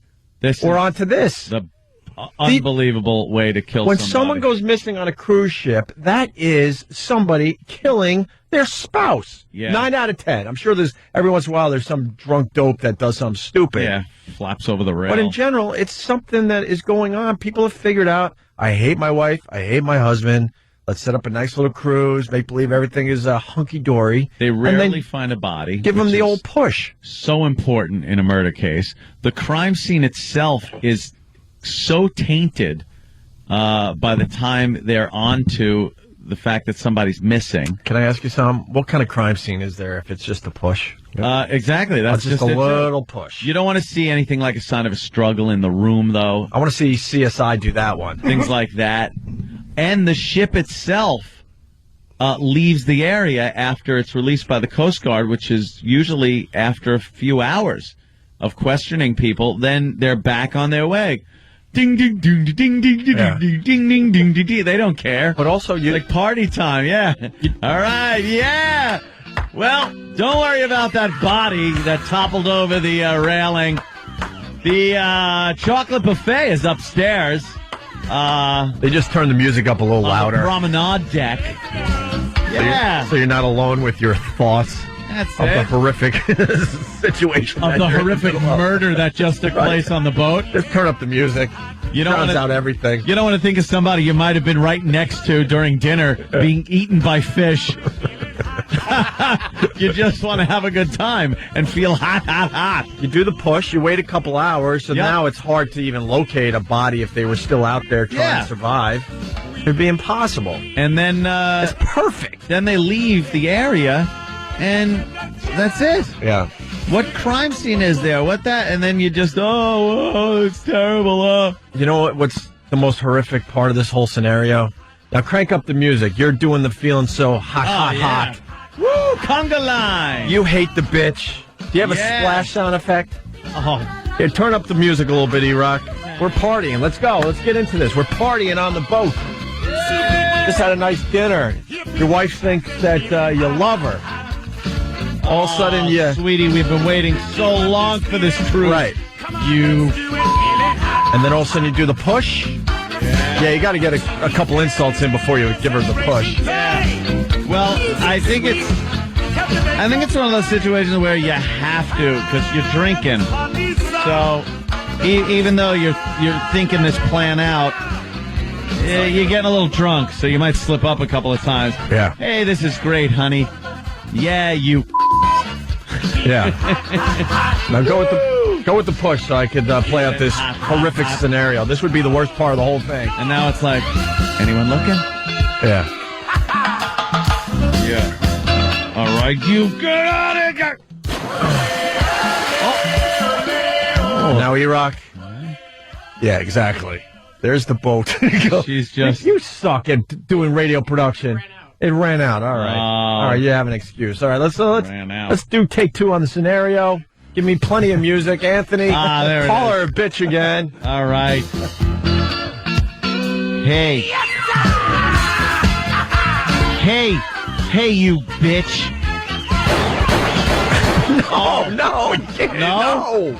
I figure that's faster. No, let's go with the basic scenario. Now you're talking blood. Now you're talking CSI's going to have an easy time with that. This. Ruined the whole room. Yeah. Come on, let's do it right here, all right? All right. All right, turn up the music. We're partying on the deck after dinner. All right. No. Can't cave her face in with something from the room? No. There's blood on it. They will find that. They will find the skin and the There's hair. something nice. There's a heavy candelabra. There's a big heavy candelabra. I thought I'd smash her in the head a few times first. Get blood all over your suit. Oh, that's true. All right, let's try this again, Anthony. Damn it. We're partying. All right.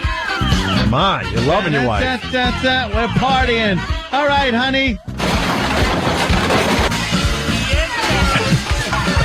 I guess I should throw over the balcony and not through the window? Yeah, no. That was in broken glass and blood. This up all the time. Some hair left over. Oh. We got to start the music again. All right. I really want to do this, Ant. For real.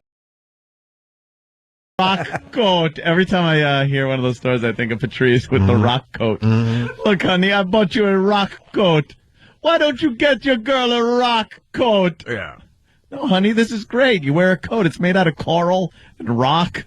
The fan sites, they're talking about all the stuff we have ruined for them. That's another one. When you hear the next news story where someone is missing from a cruise ship, trust me. Yeah. That person is dead and needed to be dead for some reason. And then the family of whoever got tossed overboard has always got some bad things to say about the spouse or boyfriend or girlfriend. They're like, we never really got a good explanation from him what happened. See, but if you're going to plan this once again, a year to 2 years before, you gotta have patience. Yeah. You are like the ideal husband. When the family comes over, it's nothing but love. Yeah. Everyone thinks you're the greatest guy in the world. And then you start planning your cruise a couple of years in advance. Everyone feels the excitement as you get closer to the day. But in your head, you're like, oh, boy, I'm going to be a free man soon. Yep. No one is going to be on to me. Getting tossed. You got to do your reconnaissance for the boat, though. You got to know where the cameras are, things like that. Right. And off the balcony. Right. Speaking of cruise ships, knock her out first and then throw her over so she's not screaming. Hell no, man. Let her suffer. If you're going to do it, let her suffer. Yeah, let her watch that boat go away. Not even a drink in her. Depends. I mean, when she hits that water and sees that cruise ship getting smaller and smaller. And the worst thing is the water's pretty warm. Right. So you won't die of hypothermia. You'll just think of all the monsters that are underneath you. My God. And how far away from land you are and how totally dead you are. Oh, you're just under the stars, completely sober. Because if you're a little drunk, you might enjoy it for a little while. Like, oh, my God, wow, what happened? Yeah. How are people falling off the ship? Why don't they just put like a big net around the bottom of the boat that goes out like 10 feet? They have a lot of safety things. Yeah, most like ships are hard to fall off. You got to really wing a bitch off of there. You got to spin around and really flinger. How awkward is it, though, if you do grab your wife and you go, "You bitch," and you throw her off and she lands in a protective net and you don't know it? Yeah. So the next thing you know, you're having cake after your fake grieving, and they pull to the doctor and she's in the net going, what did you do that for? He threw me down here. I missed dinner. All right, I'll give you guys another one. Can I give you another one? Kevin from Connecticut goes, same thing with the Grand Canyon. Now, I'm going to go with your Grand Canyon scenario, Kevin. I've been out there. One of the greatest people there. One of the greatest things I've ever done in my life.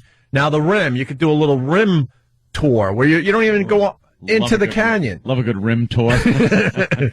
And you could get very close to the edge because the whole thing is to get close to the edge for the photo op. But what you got to do, Kevin, in advance, you figure out what area of the rim would be perfect for this. Then you give your wife a little something, so she's getting a very good night's sleep. You go back out there with a little hand shovel, and you kind of work the area a little bit. Yeah. Oh yeah. So then when she backs up onto the as close to the rim as possible, next thing you know, oopsie, I don't know, nature just did its thing and the rocks collapsed. Some gentleman recently, within the past year or so, tried this. Yeah. And got caught. How do you get caught? He got caught. Said his wife got too close to the edge and took a topple and fell off and died. And again, I don't know how he got caught, but yeah. Because the ship hadn't left yet, they were on the dock. She was splayed out on the dock. But it was the canyon. It was the Great Canyon. That's a big ship, Jimmy. The ship didn't leave the canyon. That was what it was. Yeah. Yeah. He said she fell off the ship and it was the Grand Canyon and a donkey stepped on her face. And he said he thought it was a quack. Oh, no, the Grand Canyon thing, I know what happened. He said that she fell. And they said, well, then why is your shoe print in her back? Yeah, it's probably something like that. Yeah. I want to know how the guy got some caught. kind of a struggle. Because that seems like a win-win. Yeah. Well, maybe just a win. A win-win would be she wins, too. Getting away with it. Yeah, I don't think she wins. That's a win-win in that case. It was a really big win for him. Yeah.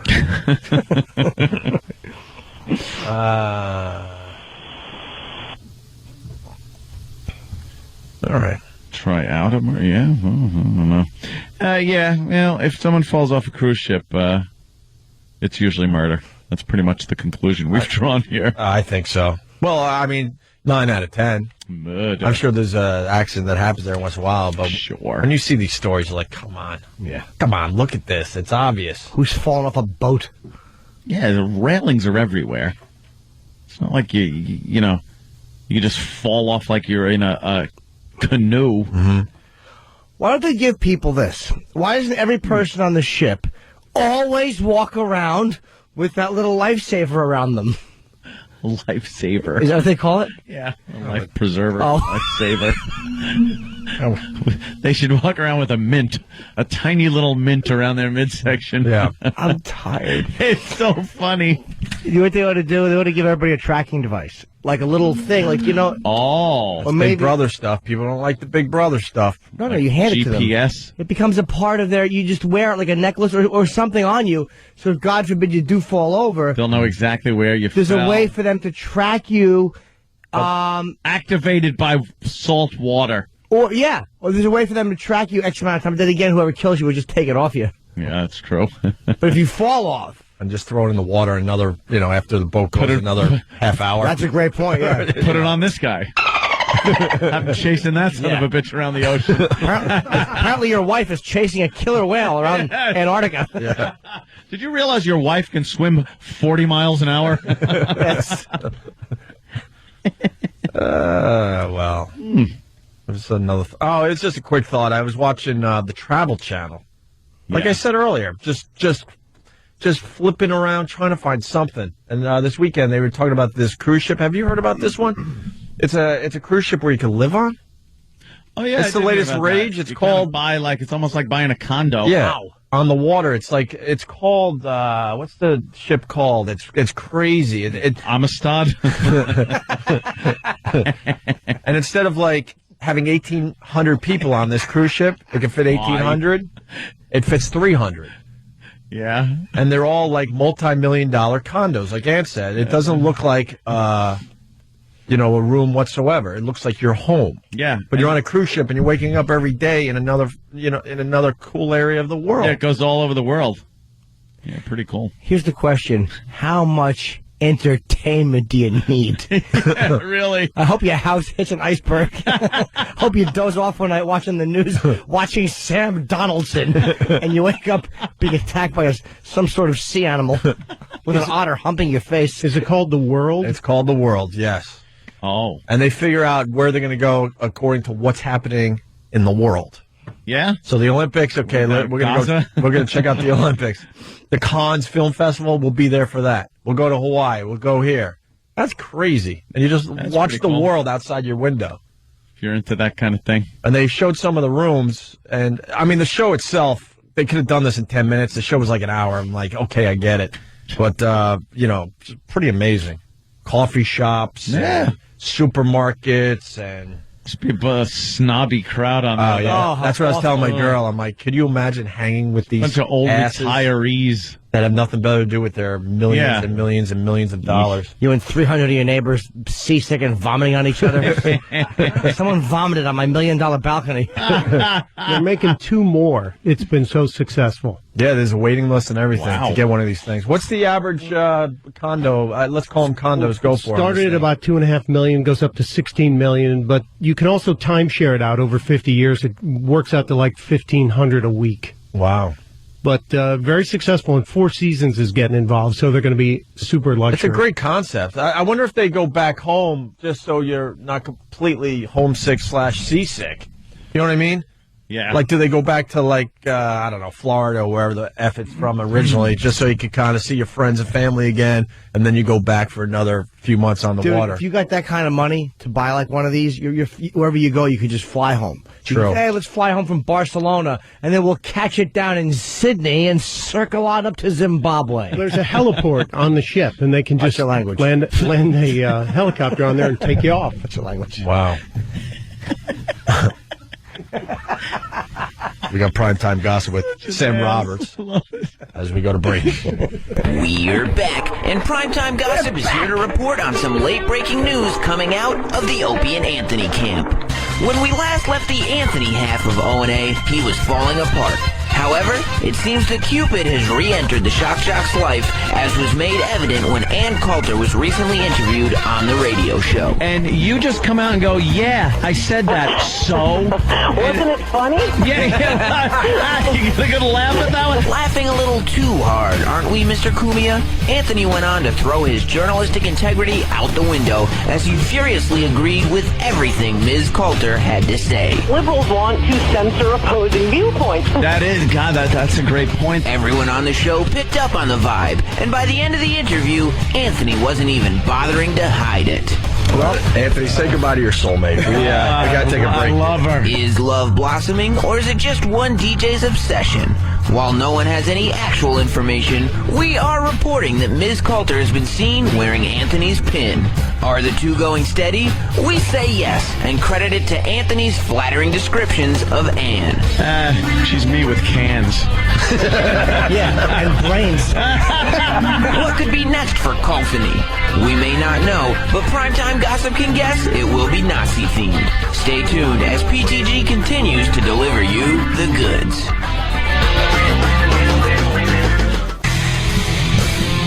Opie and Anthony. What else is going on? Oh, we forgot to mention that Ricky Henderson, Hall of Fame, that was an obvious one. But then they finally gave it to Jim Rice. His last year of eligibility, they said, what the hell? I never knew there was, only so many years. Yep. Why is that? How many years is it, Stunt Brain? I mean, Rice has been gone for, God, it has to be 20 years, right? Huh? I think it's a 15-year limit, right? Yeah, but I was going to go 15 years, sure. You got to get a certain amount of percentage of the vote every year to stay on the ballot, and then you have 15 years, and then... Why is that? I don't understand why. Is it 15 years? Yeah. What's the sense in it? Because sometimes there's players that obviously go in, like Ricky Henderson.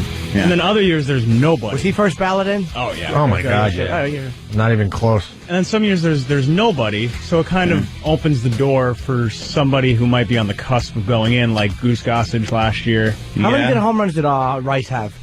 Did he break 82. 500? No. I think he had 300 something. 300. So what was his lifetime batting average? His stats were like right on the bubble as far as what they look at. And he shouldn't have let him in. Screw it. He had good stats for the late 70s, early 80s. He was all right. He was a different They era. probably shouldn't have gave it to him, but they said, what the hell? They really don't have anyone else, I think, is what it comes down to. And they got to, it's a show. They want to put on a show for everybody. So I think they didn't have a choice. They needed to get somebody in there that was sort of qualified, right? Yeah, because aside from him, like, there was nobody else aside from him. Who else was up for it? Andre Dawson. Nope. Don Mattingly. Nope. Don Mattingly? Mattingly was a... Come on. I think Mattingly's a Hall of Famer. God, no. You don't think so? He needed another year or two, I'm thinking. Maybe. Donnie Baseball? Nope. Mark McGuire, who got less votes this year than he did last year. Oh, boy, that's that whole He steroid saved baseball, controversy. though. I know. He saved baseball. You put him in for that. He only got like 22% of the votes. He needs 76. He'll never be in. Wow. No. They'll never put him in. The guy did, that whole thing was... Yep. He saved tainted. baseball after that. He is tainted. Well, then what about Roger Clemens? What's the thing with Roger? They're basically saying this guy did steroids. They're getting braver and braver with this. They're saying the grand jury, overwhelming evidence that this guy did steroids. Well, they're getting him on lying.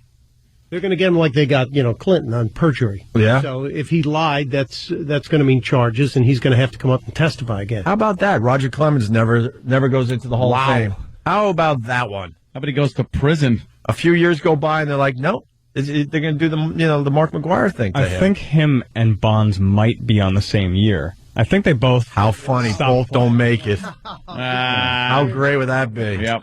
So 4 years from now, we'll see what happens. How are you going to say... I mean, even though I understand the whole steroid thing, yeah. But how can anyone say that Bonds or Roger Clemens don't belong in the Hall of Fame? It'll be interesting. It's what we know. You got to put him in.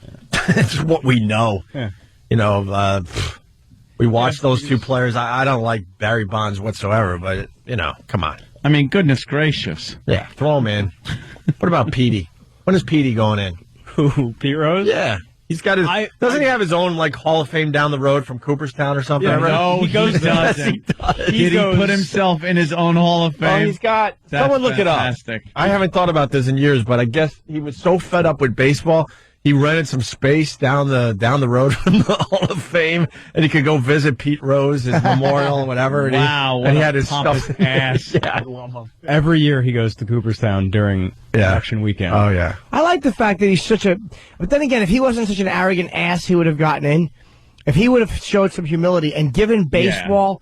Like when two guys are ready to fist fight, a lot of times they both kind of want a way to back out gracefully without totally losing their masculinity. If he would have given baseball that, instead of just been in their face and go, nope, I'm telling the truth, nope, I'm telling the truth, when everybody knew he was lying, he left them no wiggle room. I think so he was kind of a douche about it. One day he'll get in. How, though, if his eligibility's up? Because they'll reinstate him. First, he's got to be reinstated into baseball. He's banned from baseball. And then once your eligibility's up, then it's up to the Veterans Committee to vote you in. You could still get in after your eligibility. So you would think he'll get in posthumously? Yeah, it'll take a while. But they should put his hair in the Special Olympics Hall of Fame. At least make it the logo for the Special Olympics. Just his hair. You gotta let all these guys in. All these mongoloids just looking at it with a tear in their eye. The man who started it all. The Pete Rose. Oh, God. They love the Pete Rose, do. Oh, they certainly do. Pete Rose had a Hall of Fame on display at the Cincinnati Reds Stadium. I heard something about Cooperstown, though. He either rented space or he goes up there every year, and then you could go down the street and say hi to Pete. Yeah, when we went, I don't remember 2 years exactly, ago, but maybe we can get to the bottom of that. Yeah, I went 2 years ago, and he was right down the road signing autographs. Huge crowd. Yeah, I'm going to take a little ride up to Cooperstown. Get money for it? Was he getting paid? Oh yeah, He charges per autograph. Yeah, of course he's got to. Is this the time of year to go up there? No one else is around, right? Yeah, I guess if you want to go up there now, sure. It'd be freezing. It's a long drive. Why the hell they put it up there? There's not one Hall of Fame I'd ever want to go to. I got to be honest with you. I went to Baseball Hall of Fame when I was a kid. I don't want to go to Cooperstown. That was pretty cool because the history just goes so far. It doesn't matter though. It's just like, to me, it's like the Hard Rock with no burgers. Yeah. You're looking at what? Uniforms and bats, bowls. What are you looking at? What's the big thing that I can't punch up on the internet and go, oh, there's the shirt? I remember the plaque room was like a waste of time because it was just thousands of plaques. I think it's cool. You go, you find your favorite players, and then say, what? hey, look. And then you take a piece. Hey, look. Then you take a piece of paper. Oh, do a rubbing? Did you do a rubbing? I just don't get. I got a rubbing of my favorite Hall plaque. of Fame thing. To me, it's just boring. Like when everyone went to the Rock and Roll Hall of Fame, I was like, "There's no way I'm going there." That sucked. Who cares about? I'm a big music guy, and that place sucked. There's one in New York now. Is there really? It's the Rock and Roll Hall of Fame Annex. It opened like last month downtown. They have better stuff? I don't know. I haven't been yet, but it's downtown. Instead of family members going into the attic and going, yeah, Hendrix wore this once, put this on display. The dummies will buy into it. Yeah. That's what I saw. I'll go check it out, but yeah. It opened last month. All right, am I weird for yes. going to? Okay, well, we got that out of the way. Now what? See, like going to the Air and Space Museum to me is like, holy cool. crap. That's cool. But is that the same thing as like? I actually went with Anthony, one of those very rare occasions that we hung out together. We were in D.C. on a secret meeting going to XM. We had no choice. We had to hang out together. Yeah. And the excitement in your eyes, yes, I do remember. You were way more into it than I was, but it was still very cool. Yeah, and things like that, like you could actually go in to some of these aircraft and see what it would have been like to have been in those B-17s are a lot smaller than you think, and you kind of get in there and get a feeling for it. It's not like, hey, I'm going to put on the Babe's uniform and swing his bat around. You really like the airplane thing. Why don't you get your license? I don't know. You're looking for new adventures. He drives home in a truck with a hand over one eye. You want him flying over on Concola? But he's so into it. You get the flight simulators. You go to the Air and Space Museum. You suck all this in, man. You love it. Why wouldn't you just take some lessons? When I was broke, I went on the Discovery. It's called the Discovery flight. Yeah. Went down there to MacArthur Airport and hopped in a little Cessna 152. Go up with an instructor, and they let you take the controls. And it's the Discovery flight. But then I said, sorry, I'm broke. So I couldn't do anything. So why don't you do it now? I'd like to. At least take lessons. Yeah. Because you go to the gun range a lot. Maybe get a couple more hobbies. And how fun it would be to shoot out of a plane. Wow. Now you're talking some Red fun. Baron style. Sarah Palin style. Yeah, it'd just be fantastic. Yeah. All right. Should. So, yeah, we were going around the horn here. So you got the Clemens thing. They're basically saying... So, excuse me, I do.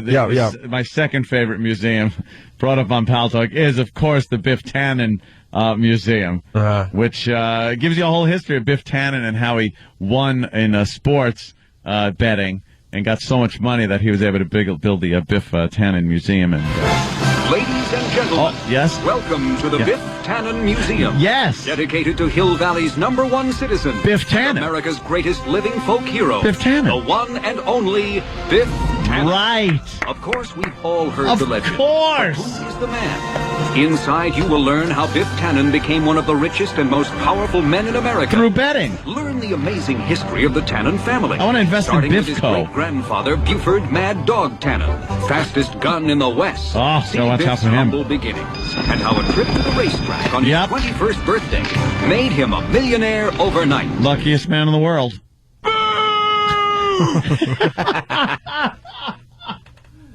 I hate that movie now. What movie? I think of it as a movie now. Completely agree. It's a way of life. Hate it. It's a way of life now. I understand. Oh, it's horrendous, isn't it? Big DVD coming out. The trilogy will be coming out on DVD with extras. That will include Michael J. Fox using a coloring book this week. It will include the ride. Yeah? That everyone remembers from Universal Studios, the Back to the Future ride, all that footage, which I believe in my personal movie theater downstairs will be very interesting in the front row to watch that on an 11-foot screen. That'd be cool. Yes. I think that'll be a lot of fun. You gotta start flying, I'm thinking. At least take lessons. That's right up your alley, my friend. I would like to do that. Maybe we could get some people out there to help you figure out how you get that done. At least go up a few times and take the controls. Take Jimmy up there. Me and him could kiss. Can I tell you? It'd be nice, actually. A couple of men on a 727. A hickey at 30,000 feet. Yeah. With all the museums they have in Washington, the one that blows is that Smithsonian. The Smithsonian? That thing is a piece of crap. It's old. Huh? You see Archie Bunker's chair or something like that, but then they got just a bunch of nonsense. It's 90% crap. It is, right? Isn't the Air and Space part of the Smithsonian wing? It's part of the whole Smithsonian block. Part of that complex. There's like a whole block of the Smithsonian. I really thought I was going to see a lot of cool stuff at the Smithsonian, and that was a waste of time, man. Yeah, there really wasn't that much. I like the Museum of Natural History here in New York City. That's a fine museum, sure. Dinosaur bones. Can't put McGuire in. His numbers are fake. Dinosaur. Look, man, stop with the goody two-shoe crap. Yeah, his numbers are fake.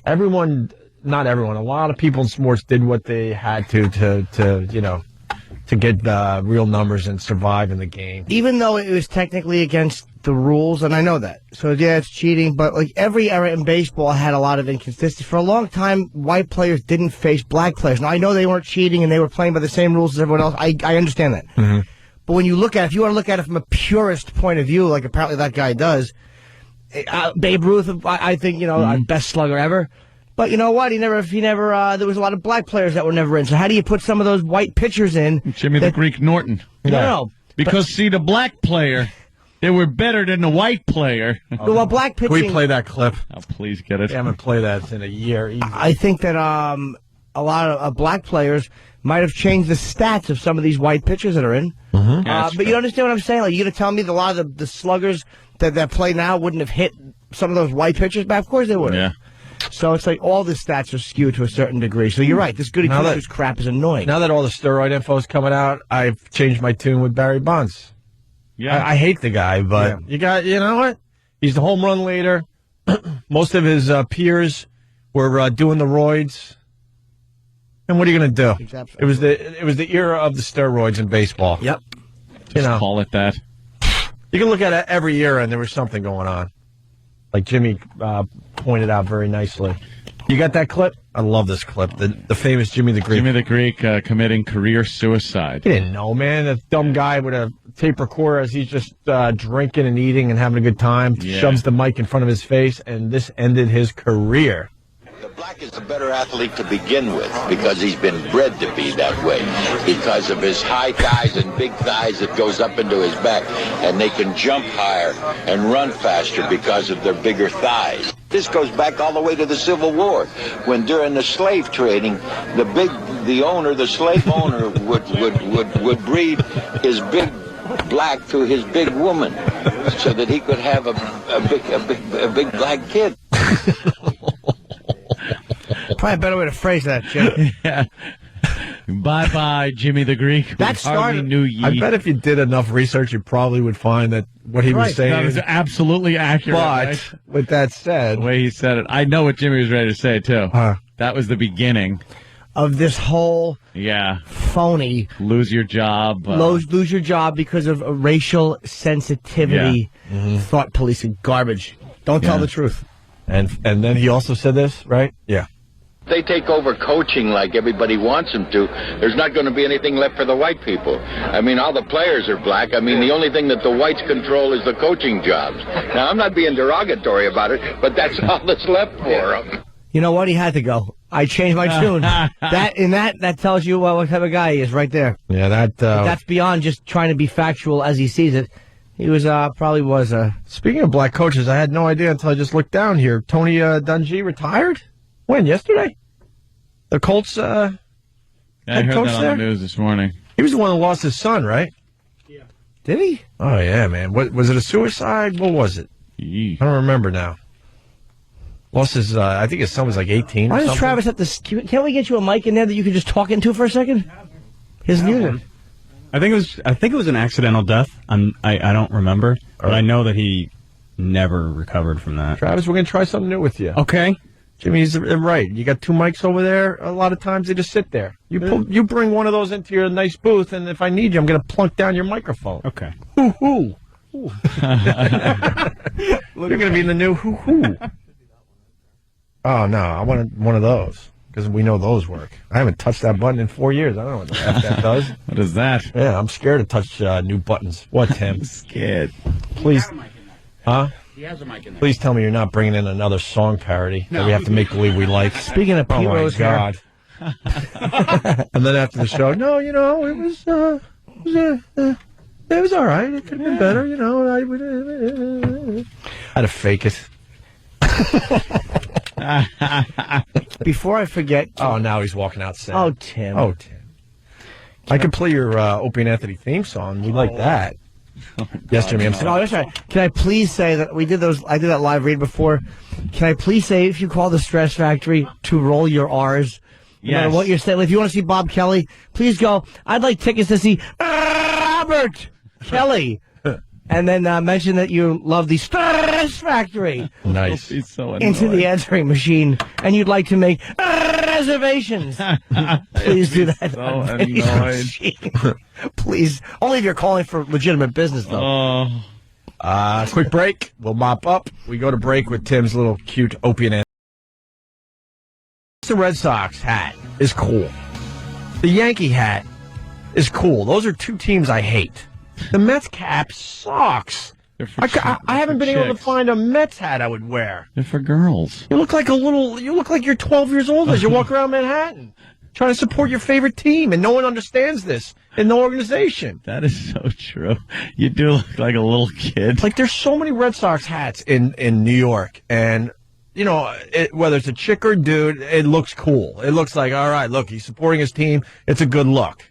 Yankees, same thing. Mets hat, every time you see one, you're like, oh, my God. Yeah. I've tried the black hat. I've tried the old logo hat. The old logo. Pink one? No, I don't try the pink one.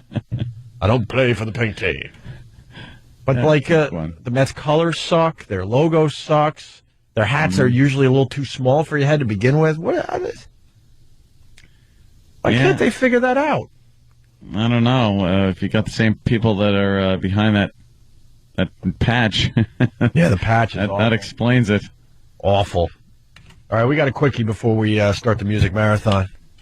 I want to get this before 9 o'clock because we get credit right up until 9. Let the rest of the staff take care of the other hours. CBS News in Chicago says no such thing as a taint. What? Yeah. Showdown over Barack Obama's Senate seat appears to be over tonight. Roland Burris expects to be sworn in this week. It's a stunning about-face for Senate leaders. 2 weeks ago, they rejected him, saying the appointment, was tainted.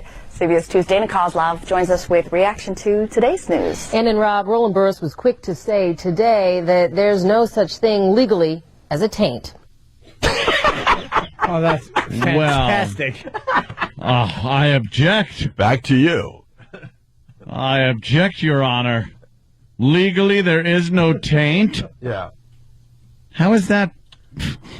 How is that news? How do they say that and not know what a taint is? We should show that bitch where the taint is. Yeah. Word. Show her that taint. Holla. Here's your taint. Word to your mother. All right, we're out. Yep. We got better things to do than hang out. We'll break on through to the other side. All right. All right. Yeah, I never got the catchphrase. Phones were lit, but right. I give the phone calls a C- today. Sorry, guys. You're gonna have to try harder. You're always commenting about our abilities on any given day. Well, guess what? I put it back in your face. Your participation sucked today. C-. That's what I give you. What's the first song?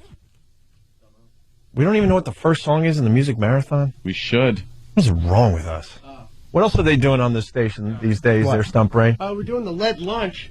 What the hell's a lead lunch? Led Zeppelin at lunch, and then we got a lot of twofers. And Chris Booker's back in the afternoons. Mm-hmm. Yes. And it's, a lead lunch? The lead lunch. Is that an hour of Zeppelin? Oh, yeah. And what's the other one? Sounds a little Some heavy. twofers. We get some twofers in there. We're doing twofers. Yeah. Cool. What's our first twofer there, Fatso? It's not a twofer, but they're leading off with the live version of I Want You to Want Me by Cheap Trick. Budokan! Oh, my God. I haven't heard that song in... Yesterday. Hey. Now? That's a lot of people tune that in. It's a guilty pleasure. Sure is that. You hear it and you go, oh. That's actually something that wouldn't annoy me to hear that on the radio. It's like, yeah, I like it. You know, what annoyed me is a lot of the newer stuff annoyed me. That I can listen to. What about a little Dream Police? Da-da-da-da-da-da. The Boo Police. Remember you said that, Ant? Yeah, I was in the car coming from the airport, and you went, the Boo Police. The Boo Police. They yelled at for booing. It was just so stupid. It made me really laugh in Lincoln Tunnel traffic. Kenny, remember that? Yes, sir. Liar. All right, the music marathon starts with Cheap Trick. Cheap Trick. Bye, everybody. See you tomorrow. Is this us? Yes, it is.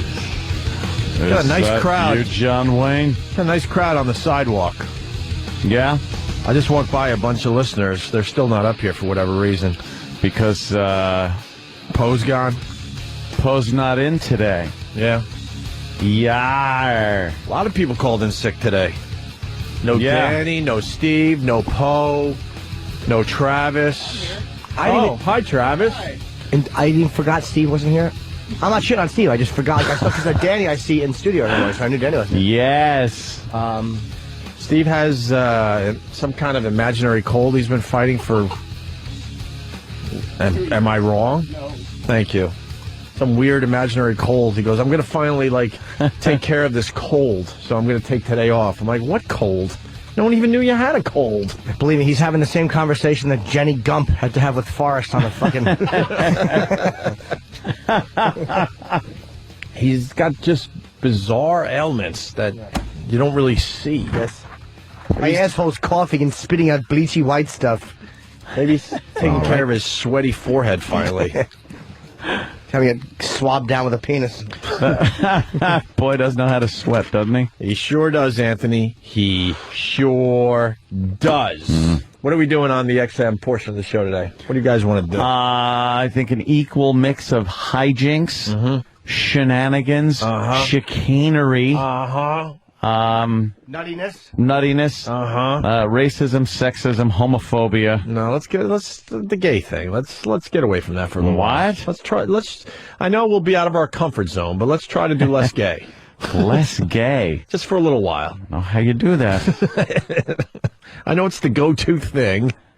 Certainly is. Out of our comfort zone. Yeah. Play some music maybe, I guess. I don't know. That's not a bad idea. Music marathon? I could turn some people onto some music today. Marathon. What do I like lately? Man, I've been listening to some trippy stuff. That goddamn Liquid Todd, man, has turned me on to some weird shit. That zeros and ones. I like liquid ass. Well, we're going to be doing some more liquid ass pranks in the very near future. I never want to smell that again. What is that, Jimmy? My new BlackBerry. Boy, that thing really blasts. That's fucking amazing. My little iPhone doesn't have a good speaker. No, and one of them are on the fritz. I'm a big fan of the BlackBerry, but I have not made the move to get the one Jimmy's got yet. I have another number that I had, and so far I just got it yesterday. I don't know if I'll keep it, but so far there's a few things the iPhone is certainly better at, but I'm actually kind of digging it. Like I don't like the keyboard as much on the BlackBerry, and the little things that the iPhone's so used to, when you can spread your fingers apart and open and make. Yes, that I like. I like that a lot too. Let's start an over/under. Jimmy hates his BlackBerry by what day is today? Well, no, the iPhone blew my sink yesterday. I fucking lost everything since By Friday, November. you're going to find something you hate about that phone to the point where you want to break it. I probably will, but I'm telling you something. This is your third phone this week alone. The other one I brought back the next day. I don't know. How many phones have you had in a year? A lot. You can't even keep track. Okay. I've had two, and the only reason I've had two is because the other one was in my pocket when some dummy pushed me in the pool. Yeah. Yeah, and then I got this one. And that's not bad, though. That's the iPhone.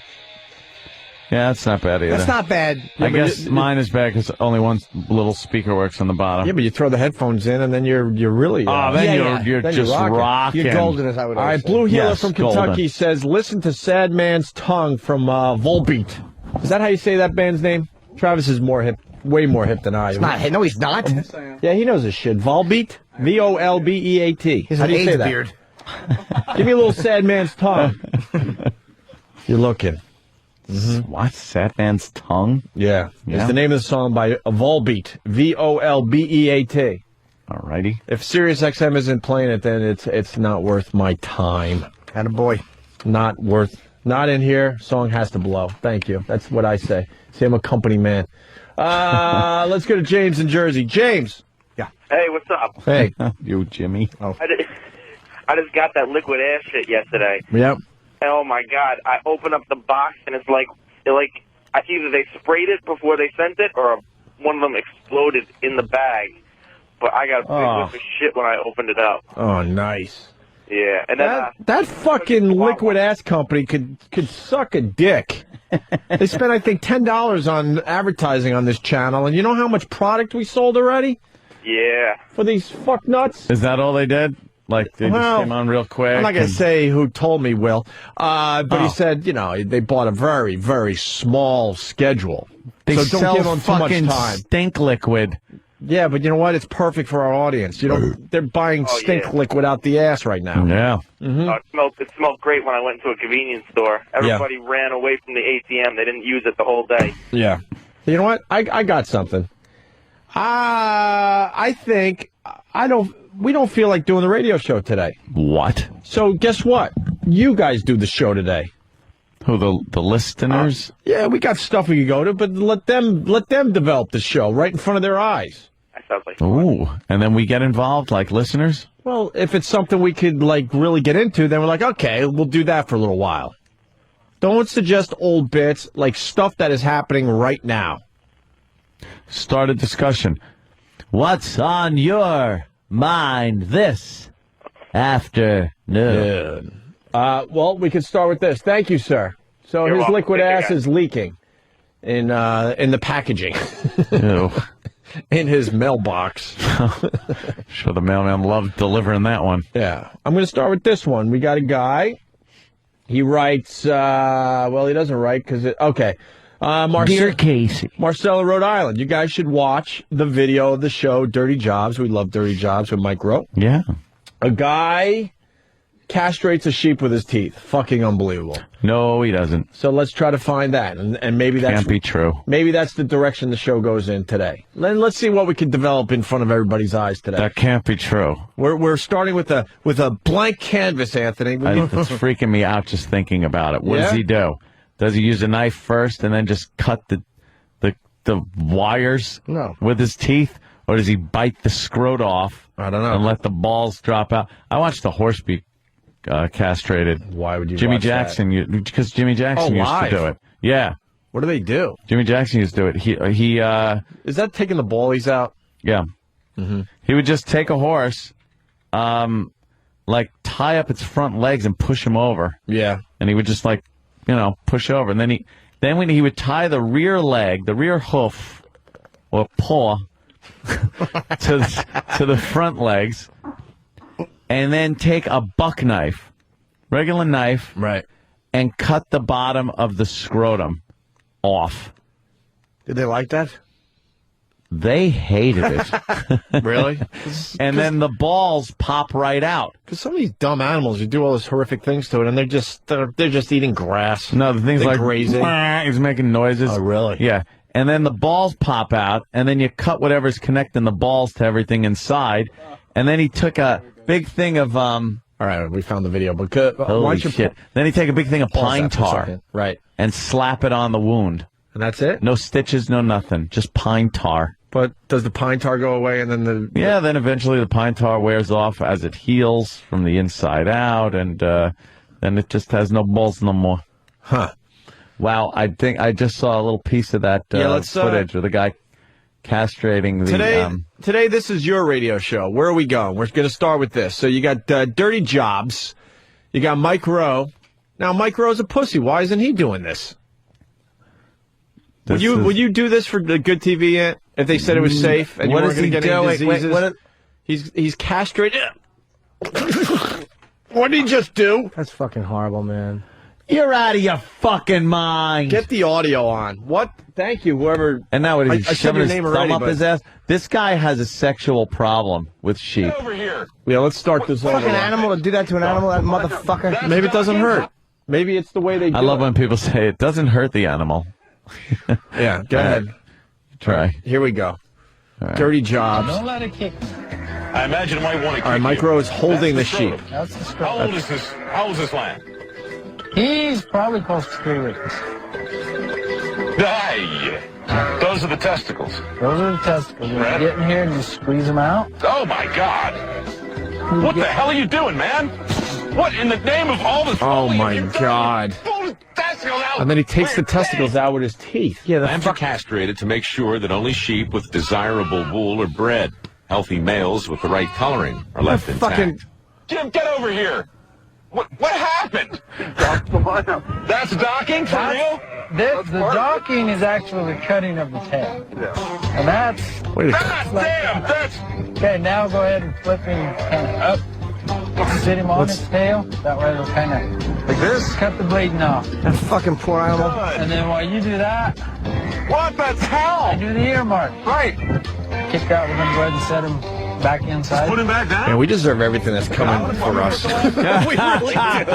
Whether it's fucking nuclear disaster, volcanoes, Oh, we so deserve it. global warming, alien invasion. When it finally fucking happens, the animal's gonna be like, about fucking time. What we do to animals, and I'm not even, I swear I'm not an animal guy. Dude, he pulled the fucking testicles out with his teeth. But they wouldn't show this on TV unless it's a very normal practice that probably doesn't hurt the animal that much. I would guess. No, That fucking animal would guess. is in agony it's when just getting common. bitten off. It's just such common practice that it's accepted.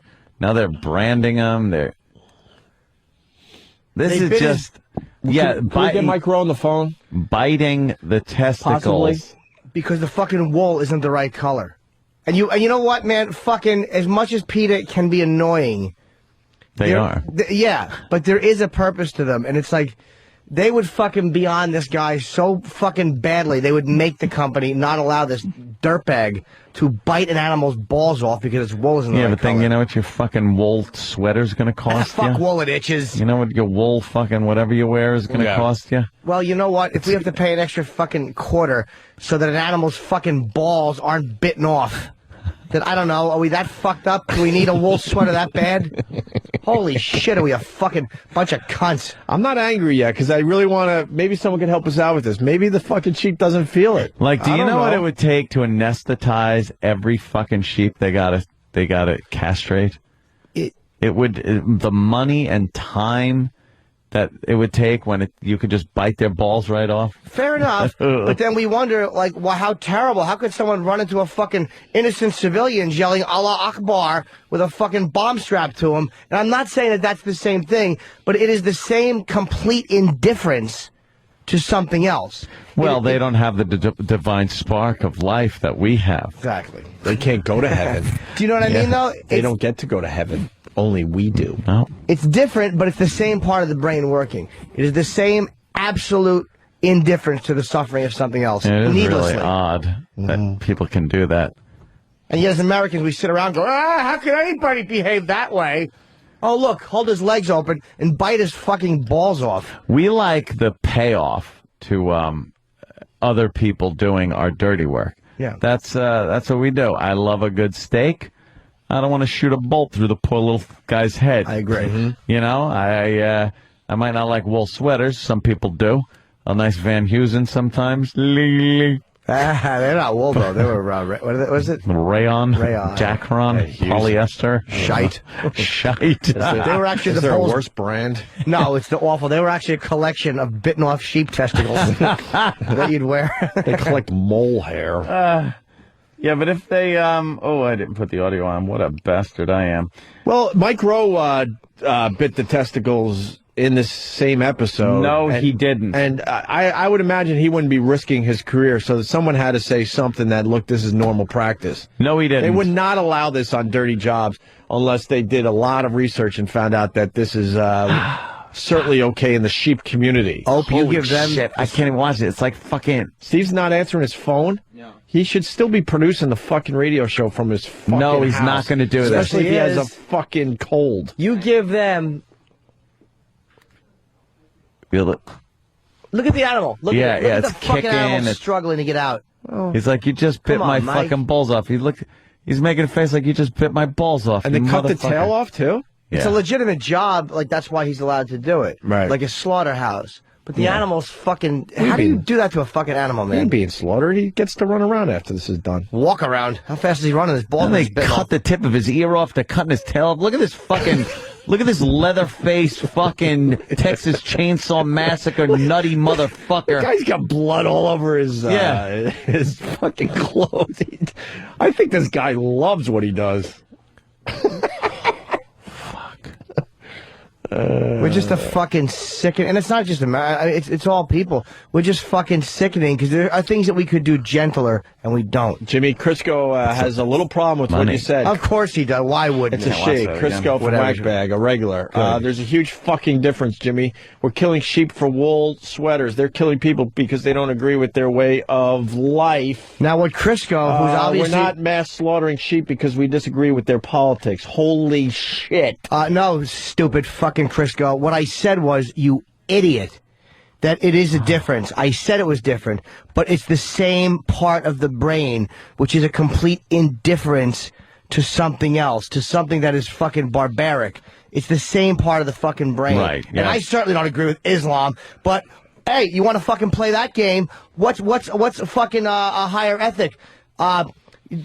Killing yourself and somebody else for whatever crazy God reason you have, or because you want a nicer sweater, biting the fucking balls off of something that's innocent and defenseless.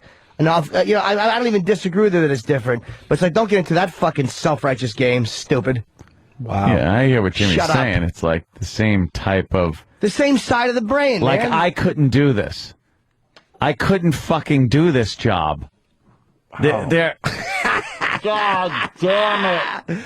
Well, you got to check out this video out there in Radio Land. What and the this should make This should make Jimmy very happy. At the end of the episode, they fried up the testicles and ate them. But it's like, what a fucking scumbag way to do it. Yeah. What a scumbag way to do it, man. Well, why do they do it? No one has answered Because the they question don't give yet. a fuck. It's probably so they don't reproduce so the Well, wool is why? better. But they probably have in their work, in their minds, a legit reason why they do it this way. I just want to know. What are they saying? Why aren't they cutting it off with a knife? Who saw the episode? I don't know. Because it's probably the easiest way to do it without any tools. Mm-hmm. One person holds it, the other person squeezes with his hands, so they both got their hands full. So you'd need a third person if you wanted to do it surgically. No one makes me laugh is comments like this. Boys, it's a radio show. We can't see this. Just Holy shit, do you have a fucking computer, you 1970 cunt? Or do you have an imagination? Let's start there. You can imagine what we're talking about. A sheep is being held. They put a little slit, and then they pull the fucking testicles out by their teeth. That's good radio, my friends. Yeah. You don't actually need to see the video. And guess what? With the new technology today, now you might can. go, you know what? I'm going to make a note, and I got to now see that video because of the Opie and Anthony show. Yeah.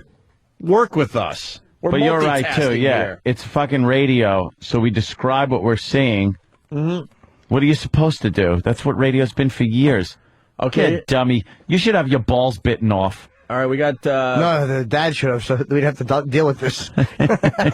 Now we got some answers to the questions we're asking. Let's go with Jay in Virginia. Jay?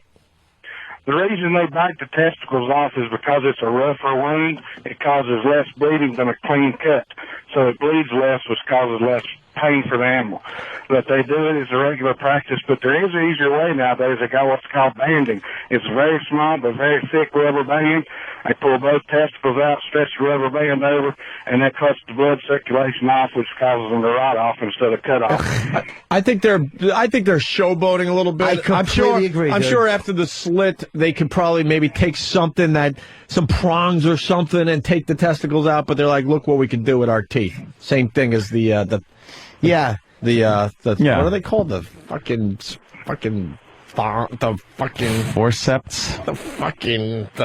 It sounds like thong. Sounds Tongues. Tongs. It's fucking human beings' pathetic attempt at being real fucking hunter animals. Arr, be gritty with my teeth. Arr. We're fucking soft-skinned faggots who need guns or elephants would step on us. It's okay that we have to do that to protect ourselves, but don't try to get gritty by biting off a sheep's fucking balls. You love my guns? No, I'm not. I don't mean I like that. I'm talking about like to defend ourselves against animals. What's happening out there? Well, All of a sudden they started jockeying around. Let's say hi to Brian. How about they do it to a fucking lion? Or how about a wasp? How about you pick up a hornet and bite his balls off, you fucking faggot? A sheep. Gotta have the guy hold it so it's little sheep legs. At least hold it down yourself. Fucking puss. All right, we got a guy that does this for a living. I've castrated a sheep before. Brian, give us some knowledge, will you? Yeah, I haven't. I don't do it now, but I have done it when I was a kid. And the reason they do that is because it's cost effective. It's a lot faster. They just cut the top off, squeeze the balls, pull them out with their teeth, throw a little medicine on there, flip them over, cut the tail off, and on to the next one. But they don't use their teeth. They use their lips. They pull their lips over the teeth and pull it out very gently. If they bite them, it hurts the lamb a lot. They just yank them right out. Dude, why do they cut the tail off? They cut the tail off because their tail and their balls take protein to grow. So if they take the tail and the balls off, the lambs actually grow more meat. Good. Good. I love how we figured this shit out.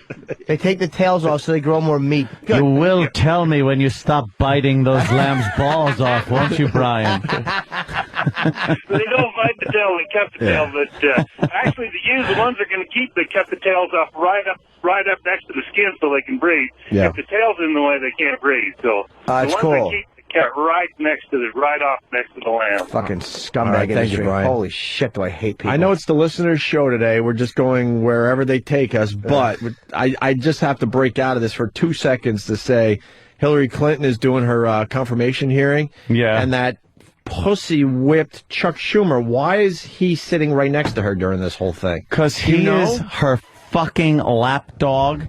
He has been for years. But is there any reason he has to be there? Except for showing support. Yeah, showing support. Is that it? I would gather. What else is he going to do? Huh. Oh. All right, but it's not our show today. It's the listener's show. Let's go with Brian in Delaware. Brian? Yeah, what's up, guys? Happy birthday, Jimmy. Oh, thanks, Brian. Hey, man, the liquid ass gimmick, it works wonders in a nightclub when you got some, like, Justin Timberlake guy, trying to take all the women. Mm-hmm. You walk up behind him, you squirt a couple drops on the back of the pant leg. It really works nice. I mean, it'll clean the house real quick. But I was going to ask y'all, why support Liquid Ass when they've been supporting Bubba for 3 years? He's been advertising for 3 years with them. That's why y'all ain't getting the money. Hey, I don't care, Bubba. Actually, that's where they designed the smell from.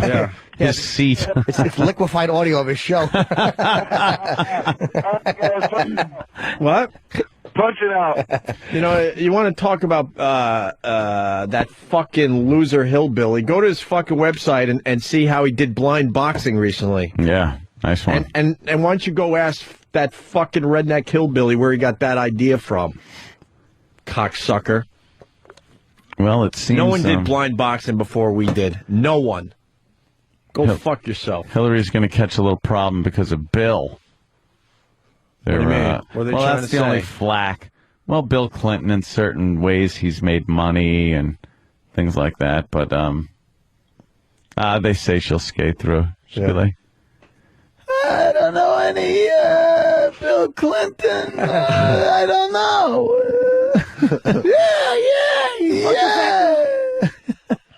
Yeah, there were a lot of buffers. Now she'll skate. Listen, here we go. Jimmy, Jimmy, you're getting fucking tedious. Stop eating meat then. Just because you admit your hypocrisy doesn't make you less annoying. I don't care. Whoever the listener is, that would be TJ Joseph from ICANN. Well, you know what, TJ? You got an option. Fucking keep listening to it, stupid, because I'll say whatever I want. And then Pete from Jersey. Jimmy, stop crying about the animals. Their food, their clothing, not people. Cry for people. Animals would shut the fuck up. Animals would eat your guts while you're still alive without a worry. Shut up. Yeah, but they wouldn't bite my balls off and fucking eat my tailbone off to fatten me up. Fucking and bite my ear off. Dumb motherfuckers. I don't care if people agree. You can write in all the stupid instant feedback you want. I'm not saying this for people to agree with me. I don't give a shit. Dude, what's the matter? You don't like to look at the fucking... You don't like to look at at how fucking close to home... What's the matter? It makes you realize that you don't have as much right to complain about when other people are pieces of shit towards other people? Because you see how we act? I couldn't do that to a little lamb, but I'll eat a fucking lamb chop in a second. Those are some tasty fucking... Oh, God, I love lamb chops. Oh. They are delicious. Oh, you ever have a little rack of lamb? Oh, the rack of lamb, they take them ribs and they put the little things on top of them and put them in a circle. And you just, it's so good. Fuck them and their balls. I was looking at my steak the other night. I was like, man, I don't want to know what part of the body it came from because they make it look so appetizing, right? Yeah. They should make a law that they have to serve food with the head still attached, and then we'll see. No matter what it is? No matter what it is. Like, even if it's a little piece of steak, it's got a giant fucking steer head on it. And then we'll see how many meat eaters are still out there. Put the fucking... Well, let's just put the face, not even the head, the face of the thing you're eating on the plate. Oh, that I wouldn't bother me at all. It wouldn't bother you? It's delicious. When they put out the whole fish for you and you see the fish head. And especially fish. Who cares about that? I don't care as much about that. You're right. Are you going to get all upset when you're eating a scallop that you're looking at a shell on a plate? Just imagine if they put the little cow face on your plate. Cow face. Enjoy your steak. Stupid thing sticking its tongue up its nostril, sucking snot out of there. Good for him. The chicken head with the eyes just frozen in time as you're trying to enjoy some chicken breast. Yeah, all right, chicken heads are pretty disgusting. What other heads would just drive you nuts? What other heads we got? What other ones? What's a good one? In fucking Chinatown when they just hang the chickens up like that. Unbelievable, Their right? head's still on and the beaks. It's amazing. You cut off best part. Really? You cut a couple parts off the chicken, and now it looks like it's everything's fine. It's edible. It's fine. Just food. Don't have the little chicken feet still attached or nothing. You don't want anything that makes it look like a thing that was alive. Huh? That had stuff that made it walk. I guess you have to eliminate every bit of what gave it locomotion. Yeah. Get rid of its wings. Mm-hmm. Get rid of its fucking feet. Mm-hmm. The head. And then you just got the torso. Yeah. That's it. Hang that up. Could you eat like meat and stuff if the face or the head was... Oh, yeah, it wouldn't bother me. Really? I wouldn't want the fucking, fuzzy, rotting steer head near me, but if it's... I've been to... You've been to these dumb theme restaurants where they got big fucking steer head on the wall? Yeah. With the big horns? That's easy. And then you're eating. You're looking at the fucking thing. Dude, I went back to that place where you ordered the 5-pound lobster because you were pissed off at our agent. I finally went back there. Yeah, it was a good one. And they brought me a whole fish. And then the guy's cutting it up for me, and he goes, you got to try the eye. It's the best part. Or no, it's not. No, not the eye. I'm sorry. The cheek of this certain fish cheek? How do you know a fish has a cheek? He called it the fish cheek, and he says it's the best part of the fish. It was disgusting. Of course it was. I had to try it, but it was disgusting. Yeah. It's like, what the fuck? I ain't eating fish cheeks. No, thank you. More on the castration of the sheep. It's the listener show. Aunt Earl Flynn used to castrate animals. Used to watch any of these interest you, just let me know. Used to watch sheep get castrated as a kid. I think we kind of did that. If you don't want bad wool and sheep mating, build a fence. I like this idea. Alex in Philly. Yo, first time on? Yeah. Happy birthday, James. Thank you, man. If they want to keep the wool pure, why don't they just build a fucking fence? That would kind of solve everything, right? No, that would be very not cost effective because you'd have to put a fence in. Mm-hmm. You got to keep them separated. What, you going to have separate fucking places for them when they're eating and everything? Fuck that. Too expensive. Bite their balls off. Let's say hi to Arch on Long Island. Arch. What do you say, guys? Hey. How many people to this day still do not eat veal because of that City Slickers movie, Billy Crystal, with that little calf named Norman? I don't eat veal once I found out what they do to get it. It's just a personal choice. I don't eat it. Well, man, what they do to chickens isn't much better. I'm not saying, again, yeah. I just don't eat veal because I never got into veal. It's the only reason. Oh, veal. You like the veal, right, Ant? I like veal marsala. Oh, is that... You eat Norman? I could give a fucking shit. It doesn't bother me. Like I said, if we weren't top of the food chain, yeah, love eating Norman. Something comes down here and decides we're tasty, and we're fucked. To serve man, it's a cookbook. Yeah. All right, let's go to Holly in St. Petersburg. It's the listener show today. We just sit back. We got plenty of stuff to go to, but you know what? We'll try this out today. Holly, what's up? Hey, guys. First-time caller. Thank you, Holly. But I wanted to say that this animal talk and everything last night, I watched the show, and it was so disturbing that I survived on the Biography channel. And these old people were hiking in the woods, and this mountain lion attacked the guy, and he's, like, telling his wife to take the ballpoint pen out of his back pocket and stab it in the eye. And they lived, but the thing, ripped the guy's head off. The guy died? No, he lived. She dragged him up to the road, and she was trying to flag somebody down, and, the first guy that she tried to flag down drove around her and sped off. And then the second time, these workers came, and it was she looked like she was like your mom, and she was just, so scared, and she says, and I had to poke the mountain lion in the eye with this ballpoint pen. That tests your love. I know a lot of us out there say to our spouse, I love you more than anything. What is the more than anything part? Like, if a mountain lion is attacking your wife, are you going to hang out and try to save her, or are you running and saying, well, I guess the love wasn't that strong after all? You should say, I love you more than a lot of things. But everyone says, I love you more than anything. Many things. But the more than anything has never really been tested. No. I love you more than a bevy of things. That is, I love you more than anything, hanging around, getting the ballpoint fucking pen out and poking the mountain lion in the eye. Well, if you remember, chimpanzee guy who got his balls ripped off by a chimp's teeth. Yeah. See, look at that guy. He got his fucking balls ripped off. Yeah. He didn't like it. And they said the problem is they were trying to wear a fat man sweater. And exactly, look at how we react to that. It's funny. Look at how we react to that. How could they should shoot those chimps. Yeah. All they wanted was some birthday cupcakes. Fat boy and thumbless wife didn't want to give the chimps cupcakes. So the chimps were like, well, you're going to give cupcakes up.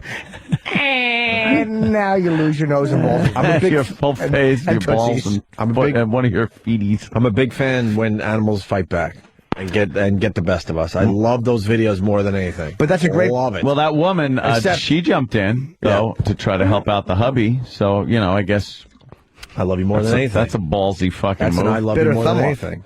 Yeah, bitter thumb off. Yeah. It cost her a title. She had an 8-year run as best Fonzie impressionist, and she lost because it was 2 days before the competition, and she had to stay in the hospital thumbless. She could only hitchhike northbound. But yeah, it's amazing, that one example of animals ripping off human balls and how that was front page news. Crazy. Yeah. All right, we're going to take a break. It's your show today. Where are we going next? We'll find out after we hear from what? What are they playing right now? Does it matter? Same promos over and over and over again. Oh, my God. In between our show and Ron and Fez, it's unlistenable. To Steve, who runs the channel. There should be something there. To Steve, who runs the channel, it's unlistenable. Yeah, it's just promo after promo. Promo after promo after promo. Time. And then it's the promos that they started the break with again. It is unlistenable that they can't figure that shit out. I don't know. Anything in there. Fucking music. It's horrendous. Because you want to keep the listenership up, and you want one show to seg into the other nicely. Right. But sometimes at 5 or 10 minutes, whatever it is, between the two shows. It's a long time. It's unfucking listenable. So when I'm driving home and I want to, pop on Ron and Fez, and I turn them on a few minutes early, and that's all you get. It's like, oh, fuck. Nothing against the sponsors. It's how it's being played on the channel. Yay. It's obviously filler. Well, find this. Oh, we need 30 seconds. All right, play this promo that just ran 2 minutes ago. Okay, we need another 30 seconds. Play that promo again. It doesn't matter that they just heard that. Right? Yeah, I should put something a little That seems like it would entertaining be in there. an easy fix. All right, we'll continue with your show next. Opie and Anthony, blah, blah, blah. JB from Ontario. It's your show today. You guys are giving us some suggestions on the instant feedback and on the phones, and then we're going to just run with some of this stuff today. JB in Ontario writes, hey, guys, not sure if you covered this on the FM side, but I heard a funny story on the news last night saying that an Illinois couple was married at a Taco Bell. Oh, yeah. LMAO, only in America, the land of opportunity. Ha ha.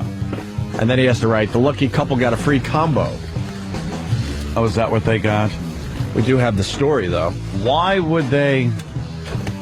Oh, we've loved Taco Bell. We met at Taco Bell. What is it? They meet there? I don't know. Let's find out. There was nothing normal about this wedding in normal. This guy again. Yeah. Somebody on our staff found this guy. I love when this guy tells us the news. There was nothing normal about this wedding in Normal, Illinois. Paul and Kara Brooks said their I-do's inside a Taco Bell. The bride and groom met on the internet. She moved to the U.S. from Australia. He proposed on New Year's Eve. We didn't want to do things in the traditional sense. We're a little bit of an offbeat couple, so we figured we wanted to have an offbeat ceremony, and Taco Bell is the closest thing we have to a church, so this is where we like to hang out. This is where we wanted to do it. It's more comfortable, I think, than most weddings because people are somewhere where they're comfortable. It's not like stuffed into a church or in a courthouse or anything like that. The restaurant got into the act with romantic hot sauce packets and wedding bell balloons. Wedding guests could snack on tacos that go for under $1. The food wasn't the only inexpensive part. The bride's hot pink wedding gown cost just $15. There you go. Are you a fan of the silly wedding yet? No. I'm a fan of any wedding. Well, I understand that, but I mean, when you... Silly wedding. When you see, like, you know, the scuba divers getting married underwater or getting married in a hot air balloon or... Does it just make you go... Ugh. Yeah, it's a gag. Yeah. Taking something sacred and turning it into a joke. I'll have a gag divorce. A gag divorce? Yeah, like a scuba diver. And then you give them each a knife, and whoever cuts the other one's oxygen supply gets to keep everything. You know, you bring up a good point, though. Why not the gag divorce? You're scuba diving with the one that she still thinks you're into it, and next thing you know, like some other diver comes out of nowhere with a little message. Yeah. He's fucking his secretary. Go fuck yourself. He wants Serves a your divorce. papers. Underwater or something, right?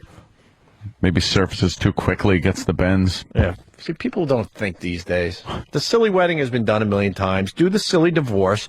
Now you're talking. Now you're talking some good coverage out there. Yeah, unfortunately, people don't have a sense of humor when they're going through divorce. That doesn't matter. You know. Let's say hi to Don in Baltimore. Don. Is that Don on the phone? Yeah. Don in Baltimore. Go Ravens. Go Ravens. Yeah. Who are the Ravens playing? I'm embarrassed I don't even know who's left in this thing. Is it the Steelers? Yep. Go Steelers. Come on. Come on. But, hey, what about that little baby that got born? I love how we just had a come on thing. Come on. I went come on, and then you went come on back. Well. It was nice. It's Baltimore, we're a bunch of followers, right? I hate Baltimore. Nice. Baltimore. Although when you're taking that Excella and they bring you through the neighborhoods that they filmed The Wire in, wow, that's some good viewing out your window. Yeah.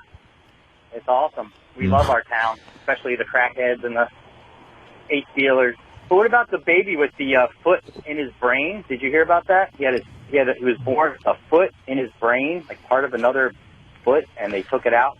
Wow, we got a lot of people working behind the scenes of the show, and that one has slipped by us. Wow. It was on the Today Show. The baby and the family were on this morning.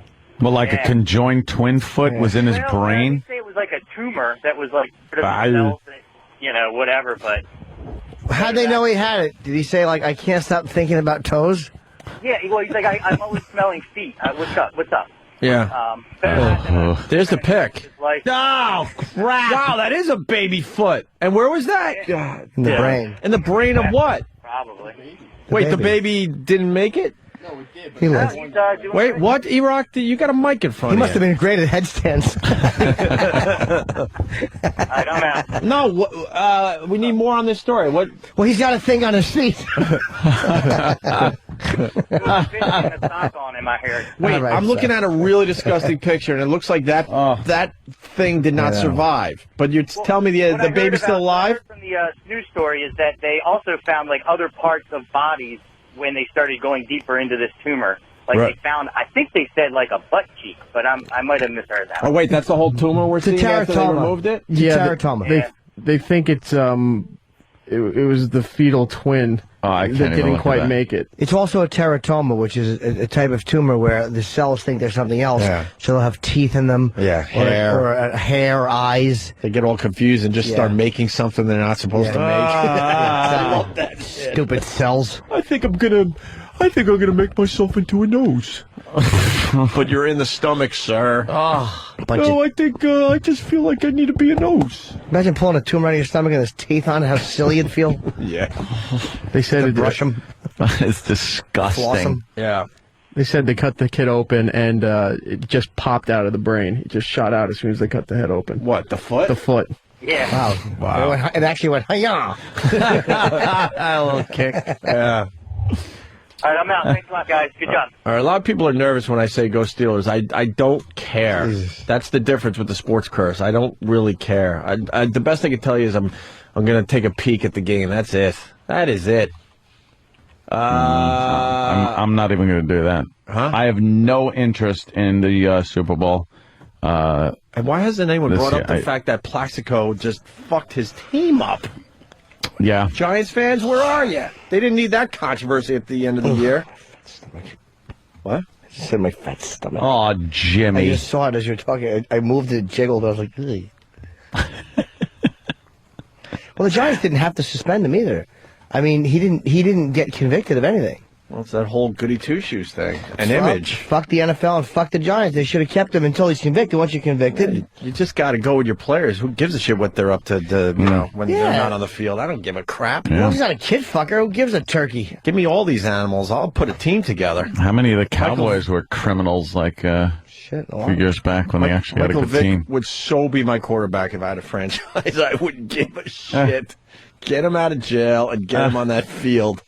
I'll just ignore all the controversy. I don't care. I just want to see the best players on that field. I don't give a shit what they do behind the scenes. Who cares? By the way, we said that Dungy quit football yesterday, and supposedly there's some nice crying audio. Ah, come on. Seems like a We lot of love people are that. dropping the ball today. We're big fans of the crying audio. If we can find that. I guess he didn't make it one sentence without, blubbering. So, can we find that, please? Let's say hi to Trip in Georgia. Trip. Hello. Hey, Trip. Love you. Love the show. Love your show. Yeah. Love your suit. Love your suit. There's a guy in Texas on death row. Pulled his other eyeball out and ate it because he pulled the first one out about 3 years ago when they first put him in prison. What? Toughened his nipples, didn't it? Tell me, Mom, when it's your brain-footed baby lying on the slab.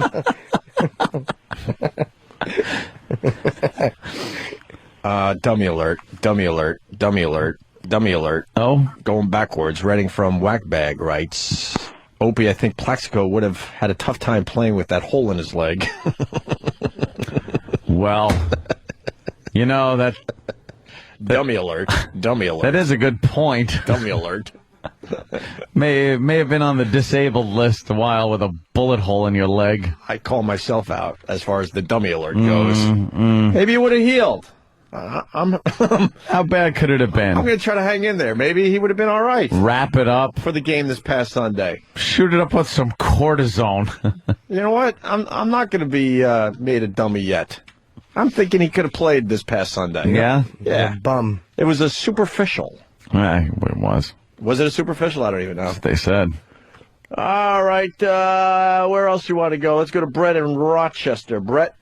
Hey, how's it going, guys? Hey. Hey. About last week at a Sabres game, we were playing Ottawa, and Jarko Ruutu of Ottawa went and bit Andrew Peters of the Sabres. It was fucking ridiculous. Like, there's a whole video of it on YouTube. It's you can not just go ridiculous. Sabres bite and find it. Is that allowable? It's not ridiculous. Hockey It's should not. In allow fact, this. You know, the funny thing is, we got, the Sabres got what the hell is it called? Unsportsmanlike penalty because he got bit and started waving his hand and started freaking out because this ain't fucking boxing. We're not playing Tyson. Right. Hell. I think they should allow biting in hockey. Because then the shock of the players, did he just fucking bite me? And then you would get bloodier fights.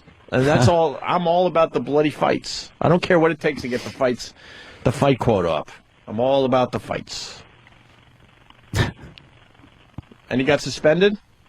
Actually, I don't think he got suspended. In fact, the Buffalo Sabres got the penalty for that whole entire incident, which I was pretty pissed off about. Yeah. All right. Thanks for bringing that to everyone's attention. I did read about that. I didn't think it was worth bringing to the show. But it is your show today, so. Yes. Hey, Dungy did not cry. I'm getting a Ron and Fez spy report. What the fuck? He didn't shed one goddamn tear, but the owner of the team did, according to multiple sources on instant feedback. Well, that's different. Hence why the boys did not bring the crying audio to our attention. All right, in between trying to figure out where the listeners want to go with this show, we got this uncomfortable moment from a news program. And a naked intruder named Michael Dick is under arrest after barging into an elderly woman's home. The 88-year-old homeowner says at first she wasn't sure what to do when Dick walked right in through her side. Hey, You're laughing at Dick. Someone's calling you out, Ant. Tell Ant to quit E-trading and join the show. It's apparent the show is his second most important task right now. Is that true, my friend? No. Are you E-trading? No, I don't even have E-Trade up. All right. Who the fuck said that? And somebody that doesn't want to leave his name. Who is it? It's 540, the whole number thing. Go fuck yourself. Go fuck yourself is his If answer. listeners pop on, if they got shit to say, what am I supposed to have a genius fucking response to everything you stupid fucking listeners call in with? You've sucked shit. We leave the show to you for a while, and your subject matter sucks. You're supposed to make gold out of what am I, an alchemist? Make gold out of shit? Fuck you. If you don't like it, leave. Well, they know you E-trade from time to time, and they thought maybe you were E-trading. That's all. What's the market doing? I don't even know. Down 1,500. What happened to our 9,000? It's that went away. Oh, that went away. Now we're right around 8,500 today. That's good, right? Yeah, that's all right. That was up 20, so not getting much action. We're hanging in there. Yep. I just read I think the crisis is over. I think you're right, and I'm starting to go back in to get some of the money back, and I don't know what to do yet. Metal Tires. There's a company that specializes in metal tires. Metal tires? Yeah, and I feel they have a big future. Yeah. Because people like the sound it makes when you go over a curb going 50 miles an hour. A metal tire. You know how unpleasant they would be in potholes? The Metal Tire Company, yeah. Yes. Clang! Oh, would that hurt your back? Your head on the. Because I want to take all these stupid cloth inside of the car and just have metal cars so people are comfy in their seats. I don't think you'd get much traction. I think you'd slide on the ice. No, I mean, you'd practice. All right, that's starting to look at. Metal tires. So they're heated, too. Oh. They're heated tires. Oh. With a long plug. I want a billion. Your idea stinks. I want a billionaire that just has, obviously, all his money to burn to come up with, like, the most ridiculous product ever and insist, no matter what the people around him say, no, we're going to do this thing. How about this? A car that explodes if you slam the door too hard. And you just insist. You make them. You have them just sit. Have them sit at the car dealership. Oh, and you tell everybody what the deal is. But it's the car only costs $10 or something. But you don't care because you got money to burn. Yeah. Or the trunk of the car, you open it and it's just a toilet seat, and people will be like, "Well, I don't want to use the bathroom in the trunk of my car," and like, "Well, it's not an option. It comes standard." And there's an open hole over the road, so you're just shitting onto the highway. You signed up for this too, It's in the small print. You have to shit. out of your own car. And it's freezing because it's cold out. Yeah. Trying to make a dookie. I like that so far. Yeah? Yeah. All right. Or a car with the steering wheel right in the middle. Yeah? Like right in between the passenger and driver seats. You have no room for anything except you have 2 giant buckets of marbles. So when you make sharp turns, they make that marble in a bucket sound. 2 giant buckets of marbles. You have to move them when you get in and out of the car. It'd be so inconvenient. That would be so inconvenient. Yeah, 30-pound bucket of marbles. And you're sitting in the middle. Yeah. Oh, I wouldn't like that. Yeah, so you have to put your arm in the marble bucket. They try to relax. What about your passengers? It's a 2-seater. There's you, there's the marble buckles, and then behind you, there's a fucking, there's 5 toilet paper dispensers and then a seat for your passenger. That's what you do. And fucking, you have gun ports on the side. I don't think it's going to sell. Your passenger can jerk off out the fucking passenger window. Someone's taking my billionaire idea, and God, I hope we could say this without getting in trouble, because, all we try to do here is tell jokes and make people laugh and forget about their misery out there. Reading from Whackbag writes, Opie, a billionaire has already done what you're talking about. It's called Howard 100 and Howard 101. Ah. Is that too far, or do I get the email? Nah. Let's play. Fine. Do I get the email? Do I get the email? No. Or the phone call? And then somebody needs to find this for us. Blake Daly, he writes, hey guys, Google Cambodian Midget Fighting League versus Lion. It's an old story, but I've never heard you guys talk about it. Did we talk about this one? This one I think is bullshit. I just heard about it on the Ricky Gervais podcast. Please find that and discuss. So we'll see if we could discuss that. I'm pretty sure it it's is your show bullshit, today. though. All right, let's find out for ourselves. Anchors have trouble getting through stories. That's where we were. Yeah. So I don't know where the trouble is, but we'll find out. And a naked intruder named Michael Dick is under arrest after barging into an elderly woman's home. The 88-year-old homeowner says at first she wasn't sure what to do when Dick walked right in through a sliding glass door and began pushing her around. I thought it was somebody I knew, but then seeing him without clothing, it's nobody you know. I kept saying, no, no, no. And then I said, Holy Mother. And then I said, God. And he stopped. And that's when I reached around and grabbed him. Reach around. And the old reach around. Nice. Yeah, well. There's a trooper. No kidding. And police say she grabbed him in the testicles because she remembered seeing a story on the news where another woman did the same thing in that situation, and she survived. It worked. Dick ran away. He was caught a few minutes later after the homeowner called police. He ejaculated at her forearm. I'm glad you had to read that story. You guys didn't help me any out here, but I got through it. The CIA has found a way to firm up its relationship with warlords in Afghanistan. The Washington Post says agents are trading Viagra for key information about terrorists. In one case, they gave a few pills to a 60-year-old warlord with 4 younger wives. Now, a few days later, he gave agents detailed information about Taliban movements in exchange for more pills. The agents say the pills could put chieftains, quote, back in an authoritative position, unquote. I think they were trying to get us. You can read anything, can't you? No, but they were trying to get us on those last 2 stories, and we persevered. Happy New Year. We persevered. Happy New Year. She could not take newsman. I know. It's just crazy. Yes. It's like a Carol Burnett moment happening. Snopes, which of course dispels urban legends. Yeah, but they're a bunch of liars. No, I think they're pretty reputable. They're liars. Very reputable.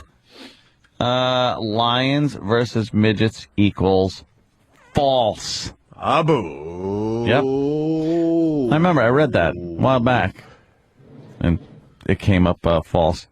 I go to Snopes and people forward me crap. Get that forwarded stuff, and it's like, did you hear that this person said this? And then you go to Snopes, you pop their name, and it goes, no, it's bullshit.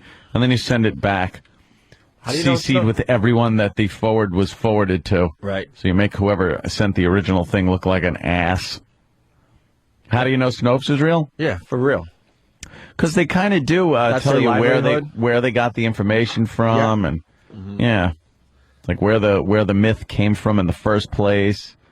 A lot of the myths are like kind of shoot-offs from old myths that used to spread by Xerox right around the office. And they go back and they'll actually find the source of it a lot of times. It could be 1800s or whatever. Yes. They do, actually. And I know. The founder, Ted Snopes, just felt that there was too many rumors circulating. Of course, he wouldn't like that. No. But he dispels a lot of rumor, Ted Snopes. Yes, but he also confirms things that people might think are... Yeah, that too. Yeah. He's good at that, Ted. Yes. Jordan. Do you know what my favorite myth to dispel was? What's that, Ted? That the abominable snowman was a Seattle Seahawks fan. It was a pack of lies. How did you dispel that? I was near his lair, and I saw a Chargers hat. Well, that would dispel... Snopes!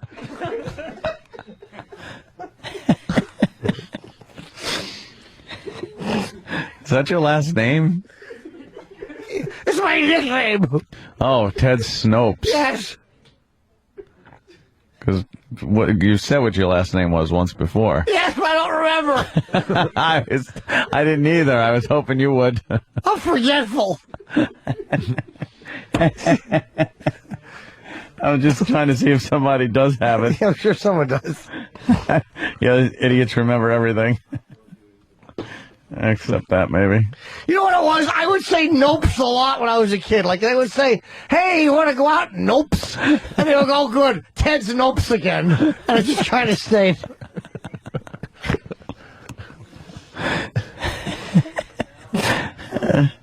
Ted is a douche. Ted is a goddamn fool. My name is Ted Sheckler. Is it Sheckler? No, it certainly is. I don't think it was Sheckler. Well, you think what you want. I'll just spell it. No one's got it. Ooh. Ooh. Ooh. Also, do we have an update on Howie Mandel? People are asking. Our friend Howie was rushed to the hospital, yesterday? Or earlier this morning? Probably yesterday. Up there in Toronto. And has an irregular heartbeat. False! Oh, Ted Snopes. That's a falsehood. He went to 7-Eleven to buy a hat. Fucking germaphobe. Ted Snopes would know. Yes, he would. Well, he's like the drudge of celeb rumors and mystique. Mystique. Yes.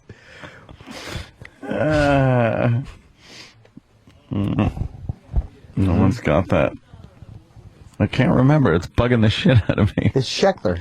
Was it? Ted Sheckler. Yes. I thought it was something. It was probably some other dumb character's name. Of the Schenectady Shecklers. Someone say Marv Gresto?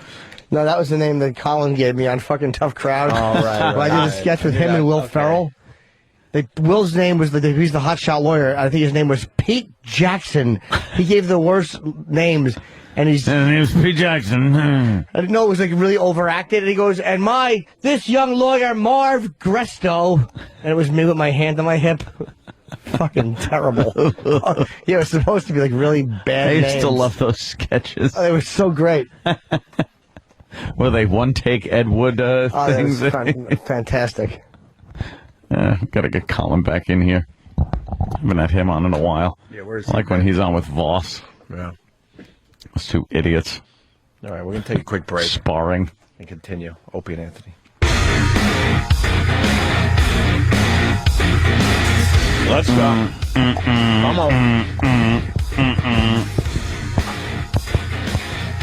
I got a great story.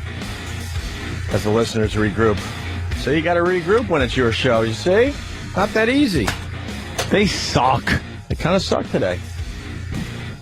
I'd like to develop this bit, but so far, not so good. So far, not so good.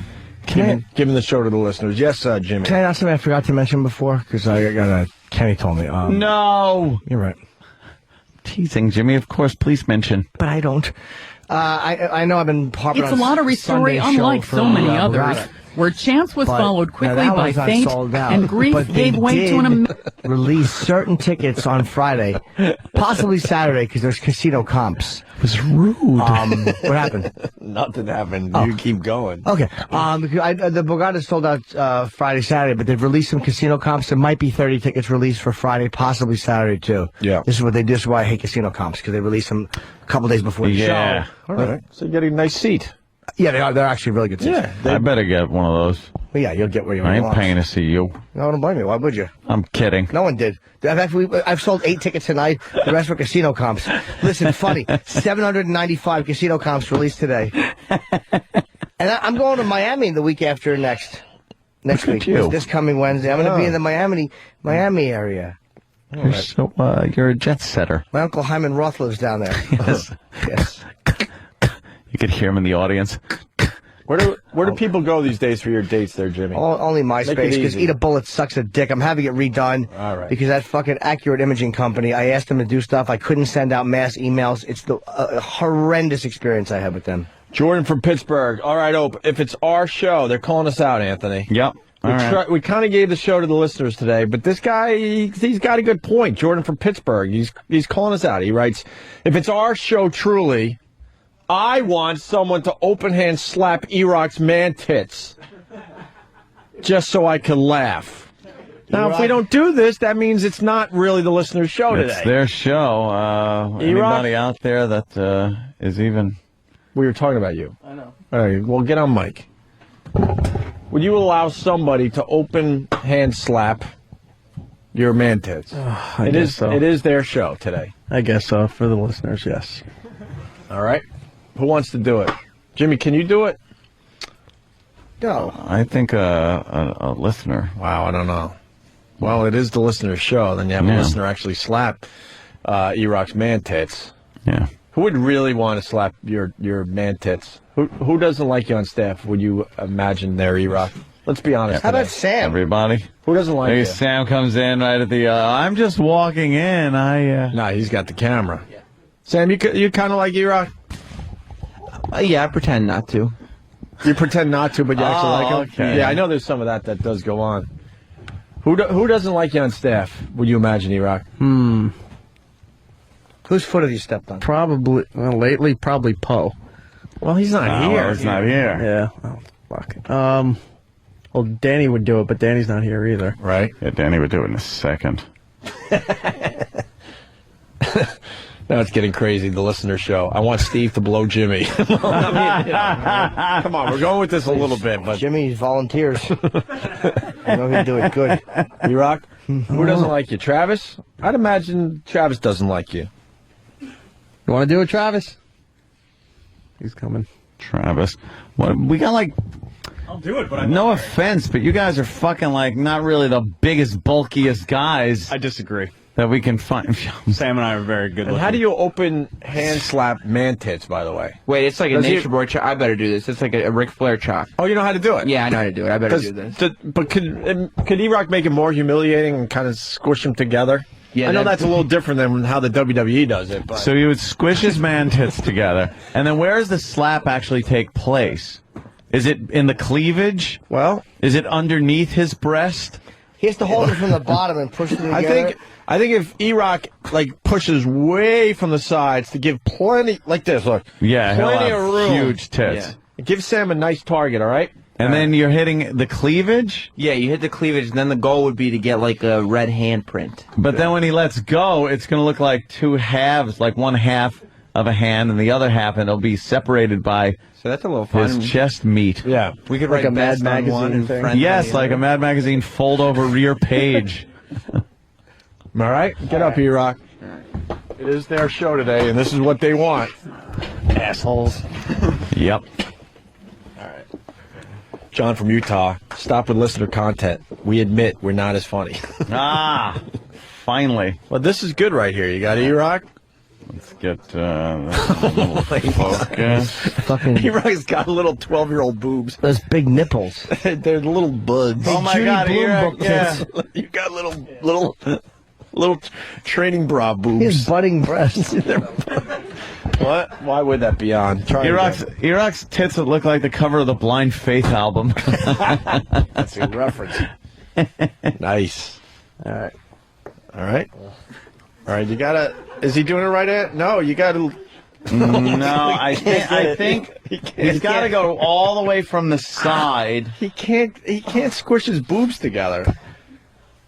But they're very man booby. How about you just slap without squishing them together? Because can you? Because you can hurt him more that way. No offense, Eric. No, I think. All right, Sam. You know what you're doing? Squish him a little bit. Oh, you think you should? Hold on. Yeah, I think you should squish him. Maybe squish him together. Let's see. What? You should squish them together. Answer squish him. Is there room there? Can you tape them? Oh my God, those are boobs, dude. That's hysterical. You got like real boobs. Yeah. Wait, it is audience participation here. They would rather hear Sam do the motorboat. That I don't know how to do. Fair enough. Hey, the audience is cheering that. I hear them cheering in the background a little bit. What do you say, Sam? No, because we got to get somebody for the radio. Attaboy, Sam. For the radio. Sam's a good kid. It's not gay if it's for the radio. Iraq, don't cover up like some fucking rape victim. Like, yeah. Or like some stripper between songs. Yeah. Like they got some kind of fucking morality. Yeah. I don't like this song. Oh, could you eject this? And they cover up. Yeah. Ah. What do you say there, Iraq? Would you let him motorboat you? I'd rather just take the slap. Iraq, when'd you let yourself go? Like, is it the holiday? Was it the holiday thing? Or life, either one. No, because he was like, he lost so much weight, and then you just fucked it all up. Yeah. It happens.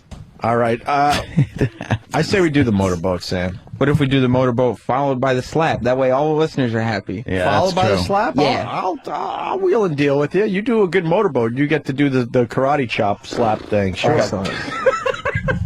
Why is E-Rock laughing? He's warming up. Exactly.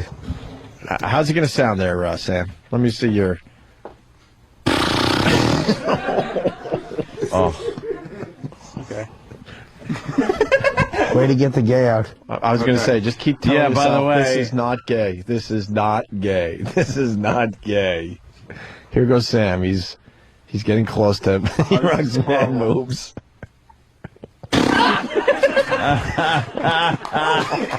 Iraq didn't like that. What's wrong, It Iraq? scared him. He was frightened. The vibrations? He's frightened. What happened? Did it vibrate a little too much? It was gross. And wet. Really? It was wet. Oh, come on. Fuck, Sam. I spit a little. Man. Exactly. Jesus. Just give E-Rock a stage where that bullhead can rage. Come on, champ. He looks like Lamont when they woke him up.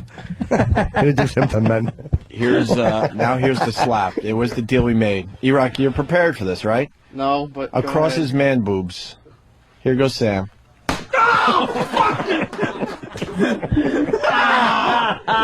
Did it hurt? Can that stop a heart? Maybe we should test drive some of this shit. Not an open hand. Oh, wow. Let's see. Please tell Is me it there's a all handprint. red? Yeah. Wow, I think I see a handprint. Wait, come under the light. I want to see the handprint. It's like I'm sunburned. Holy shit! Yes, I can't see it, E-Rock. Look at that handprint. Show the audience. It's like hypercolor skin. Show the audience. Go into the light near I the can't audience. see. You should have done it on the stomach. No, you can see it. Oh, there's a fucking light. You want one more? Hey, E-Rock, could he hit one of your stomachs? I can't see it. Oh, yeah. Yeah, I can see the You should handprint. put it on your stomach. That's pretty Yeah, close. let him do one in his belly. Well, we know it's actually not our show. It's the listener show. Listeners are saying they want him to hit him in the belly like that. Oh, wow. That's rough. Mm-hmm. The listeners. Is there any way I can hit him in the face afterwards? With your dick? What? You have a handprint. You have a handprint on your chest. How'd that happen? That's pretty good. Exactly. Wasn't looking where I was going. Why, is it warm now? It's like I'm having a breathing problem. Don't say that. No, I'm not. But you know when your lungs get really raw from Like if hacking you're and swimming in a coughing? pool or something and Yeah. you inhale and Well, it's probably the reaction. You brought up some of that old air when you went, ah! old hair, And a old, sandwich. old food. Yeah. You ever And bring what? up- And you ever- what? And a sandwich. I heard you. A lot of people saying the slap was amazing. That's great. It was a good sound on the old radio. Yeah, they liked that one. It's safe. They do it in wrestling all the time. All right, let's say hi to Tugboat. Wrestling move. Thank you to E-Rock. Thanks to Sam. It was just for the show, Sam. Tugboat.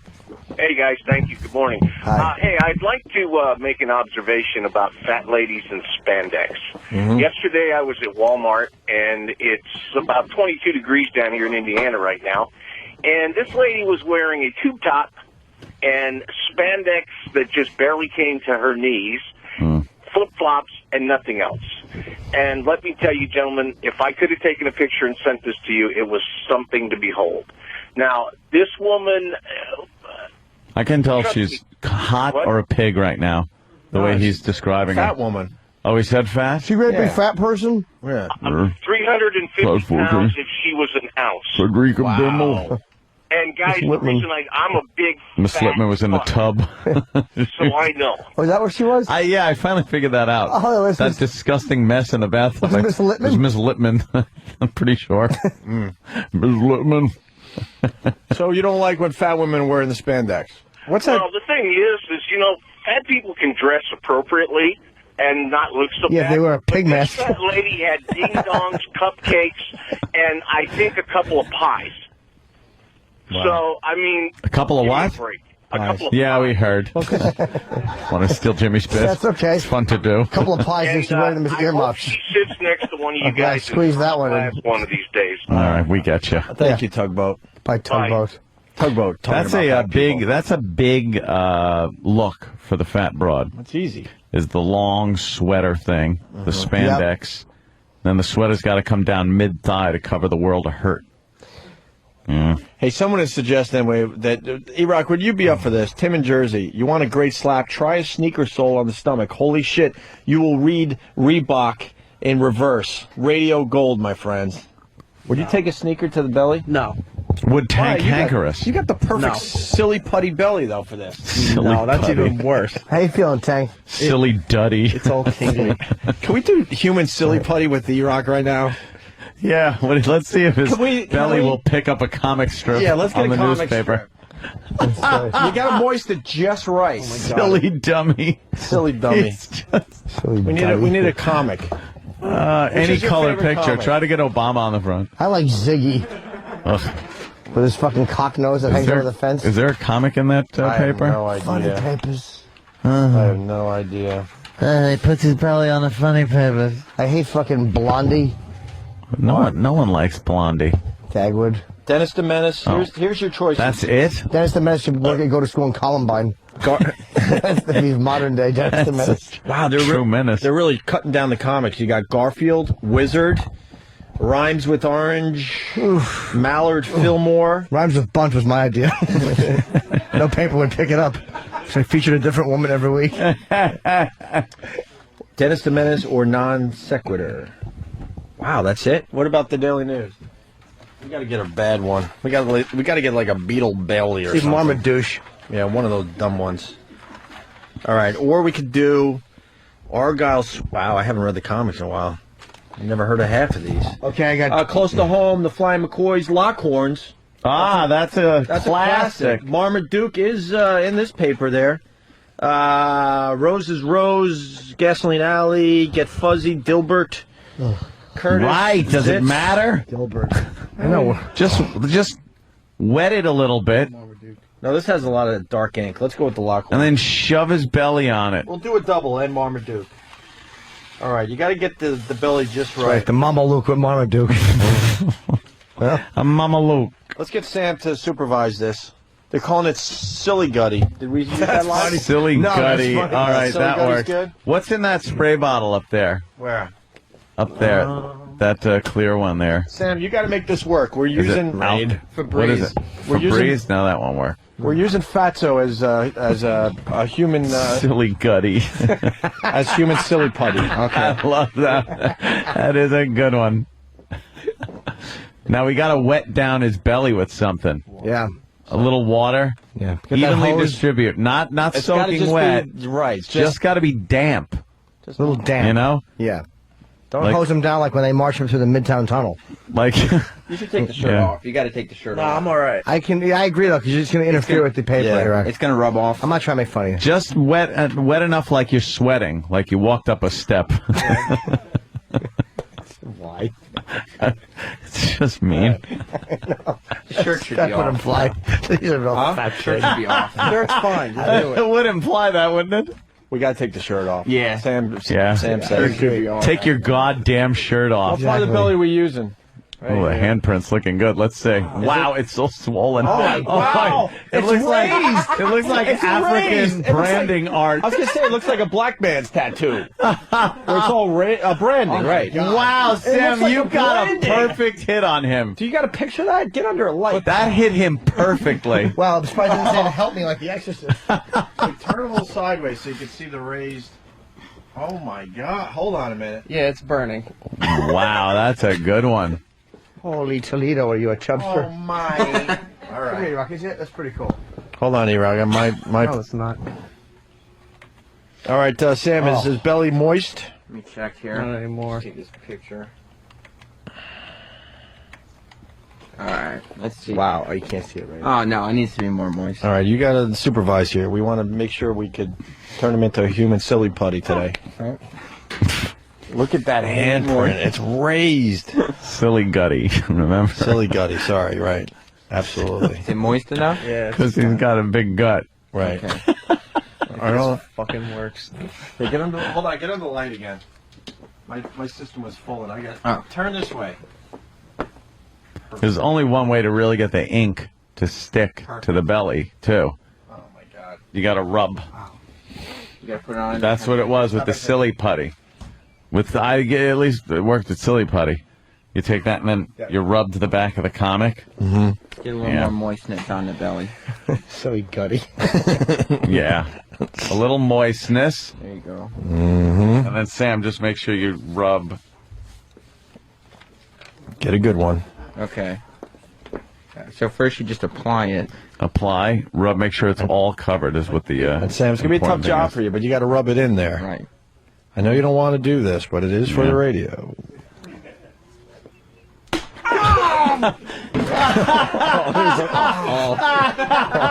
Shit. I told him to do that. Like, rub it. Smack him in the belly. I was just trying to rub The E-Rock, ow, is one of the best screams ever. Did E-Rock belt you hard?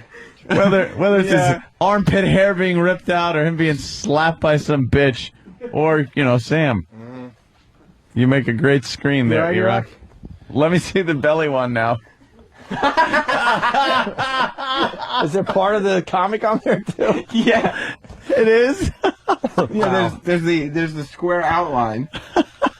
It ripped. I slapped too You hard. slapped it. Do you know, I just now realized that the Lockhorns is named because they lock horns. No, you didn't just realize that. I swear to you. See, because you'd have to be a complete retard. I never understood that meant the Lockhorns. You know when you lock horns, you're arguing? Never got that. What did you think? That was just their last name? Yeah. All right.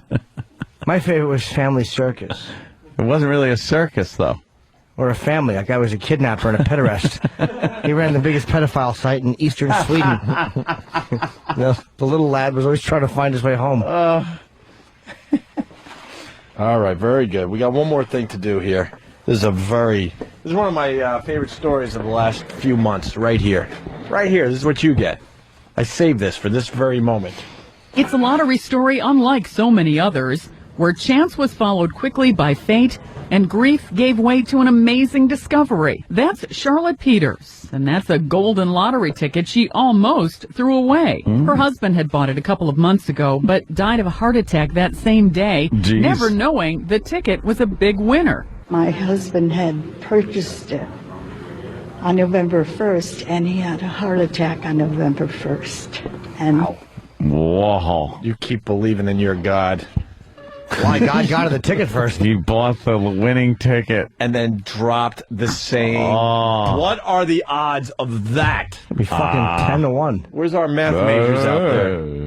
What are the odds? Figure out the math on that equation.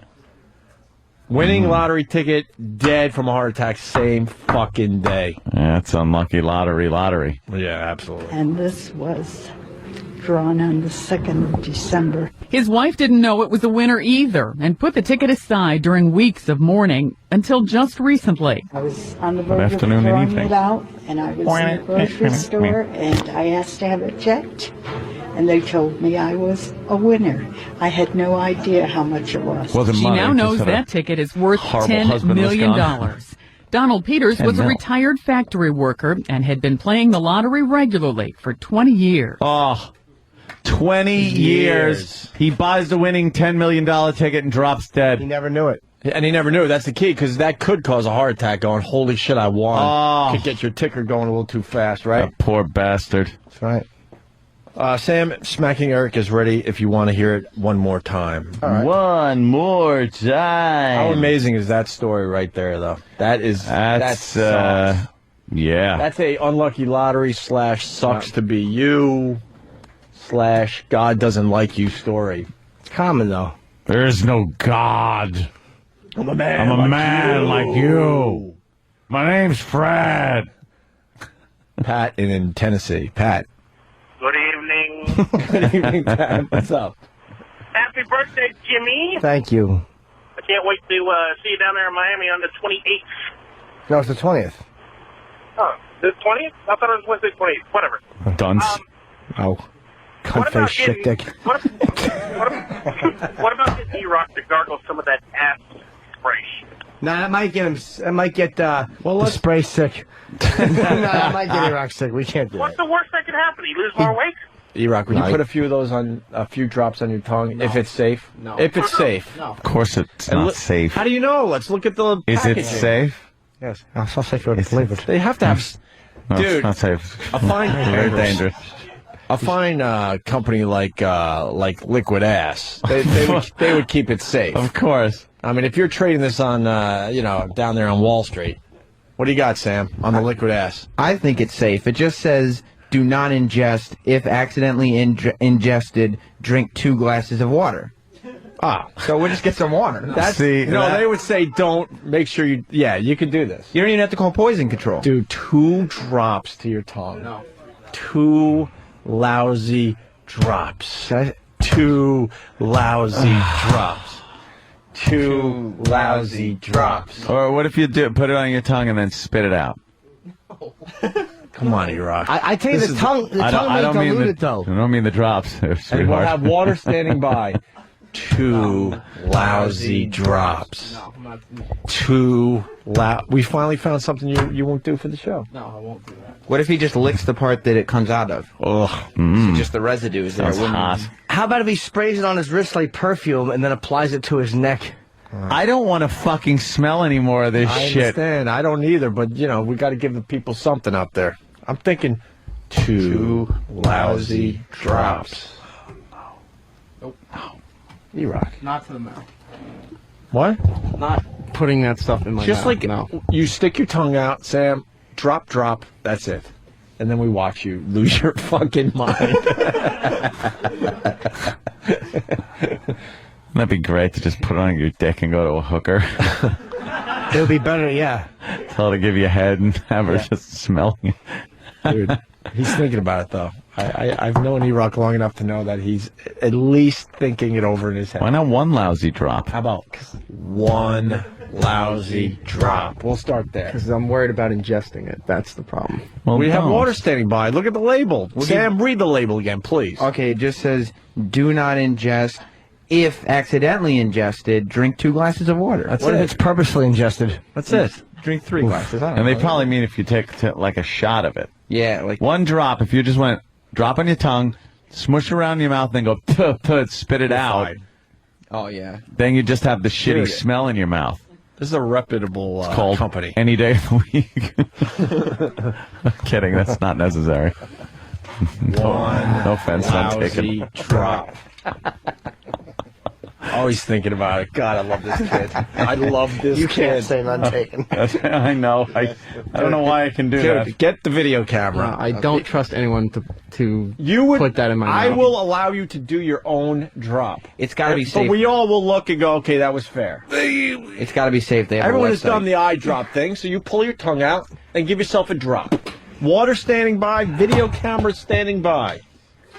Cock's out. Okay, I'm in. Oh my God! Here he goes.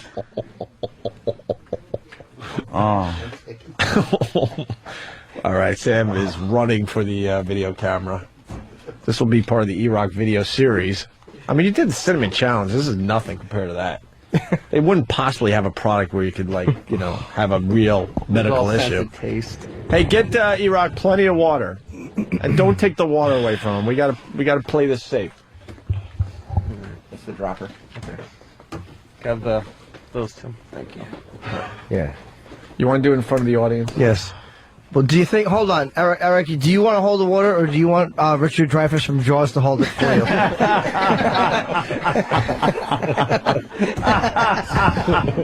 Hey, Hooper, hold his water. All right, E-Rock is a real trooper today. E-Rock, they got to see you out there. Yeah, let We do the visual bits for the people that are. They're all guys. We do it for. Oh, he just smelled it. He's not happy. Is it bad, Eric? How bad is it? How bad is that? It smelt worse, but like when you first open it, it's like when you check on a diaper. It's, All right. You want to do it in front of the crowd, E-Rock? No, screw them. Yeah, you got to come on. See, we need the audio, E-Rock, sweetie. come on. Yes, Yeah, audio. Your fans are waiting. Of the crowd going, ooh. Come on. wow. I'll go over there with you. Give me a mic. Yeah, we'll all Got a mic go. over It's there? your whole team thing. E-Rock. You just, I need headphones, though. yeah. Head. This asshole go. All right. E-Rock, everybody. One lousy drop. E-Rock's got the liquid ass. Liquid ass Get on the smells stage. so fucking bad. All right. Come on, man. I don't understand. Wait. Let some of the audience smell the liquid ass that haven't smelled it yet, just so they understand what the fuck is about to happen here. Who wants to smell this? No one. No, they don't have a choice. They won't put it. Don't put it on anybody. I'm not. Oh, there's a lady here. He won't spray it on Put it you. on, you just smell it. Yeah, this stuff is really, really rancid. All right, E-Rock. You just get on my way, Butch. I'm not. You're not. No. It's okay. Not yet. It's when Sweetie Pie fucking mopes back in. I have no idea where the camera is. All right, E-Rock. What are we working on? A nice drop to the tongue. Oh, it's bubbling. E-Rock. It's got to be a good one, too. All right, pull your tongue out. Like, hold your tongue. No, hold it. Exactly. Hold it. Come on, Hold the tongue out. All right. Jimmy, is he doing it? Tell me when I'm over my tongue. Well, you can't figure that out? One lousy drop to the tongue. E-Rock, it has entered.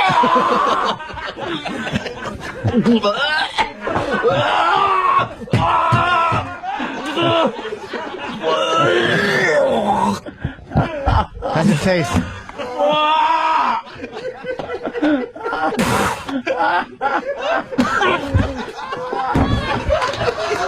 He's not happy. He's not happy.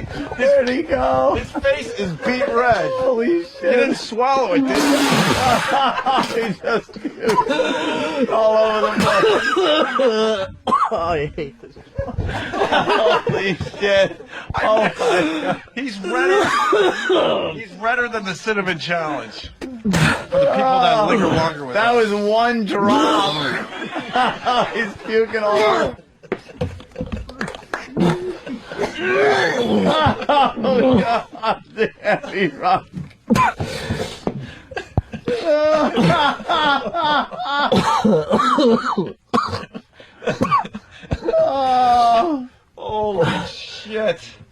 I'm all wet. You all right?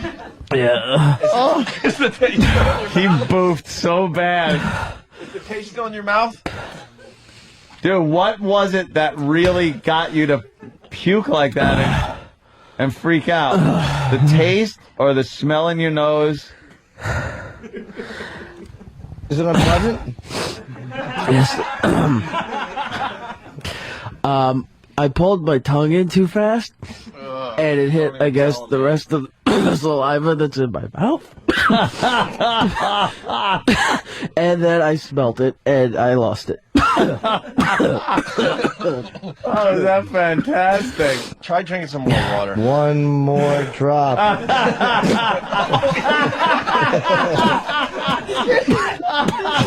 Swallow water. For the audience, it's like watching Shamu. Only smaller. Oh, bigger shit. Oh, guys suck. I blew that joke. You were right there with Radio Gold. I had a good tag and everything. Holy smoke. I fucked it up. Of course he's smaller. I suck. It's like watching Shamu, only it's a person, not a whale. Boo. Oh, did I suck? Let's hear it for E-Rock. Holy Yeah, E-Rock. Yeah, yeah. Had a 50-50 shot of getting that right. Oh, my God. I fucked it up, only smaller. Nice, E-Rock. Good joke. My tag was fucking right into the wall. They suck. Shit. Oh. That made me happy. Holy shit. Wow. Holy Let me drink this water. It's like the ocean, only smaller. What a complete dick bag. It was, after that came out, it's unsalvageable because there's no way the guy meant bigger. I know. We know. I know. Everyone knew what I meant. Oh, that's fucking dummy I am. E-Rock, how's it? Perhaps more. Perhaps smaller than the whale.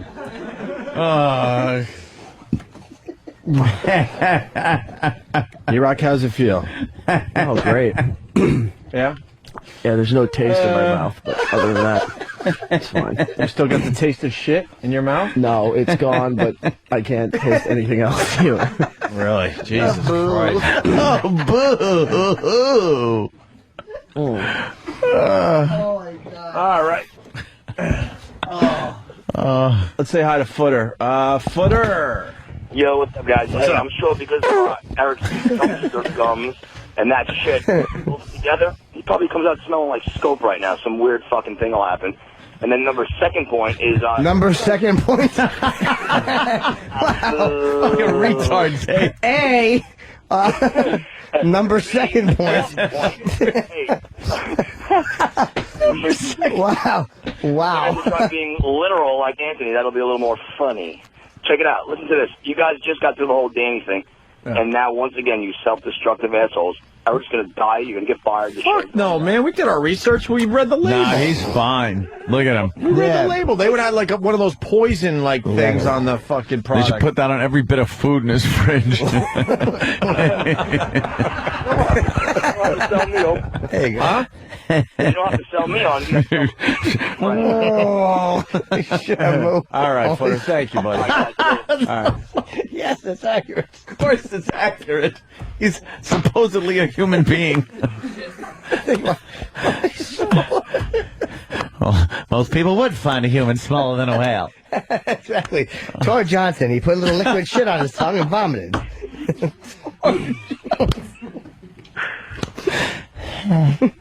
God damn. Let's say hi to John in Jersey. John. Hey, what's going on, boys? Happy birthday, Jimmy. Thank you.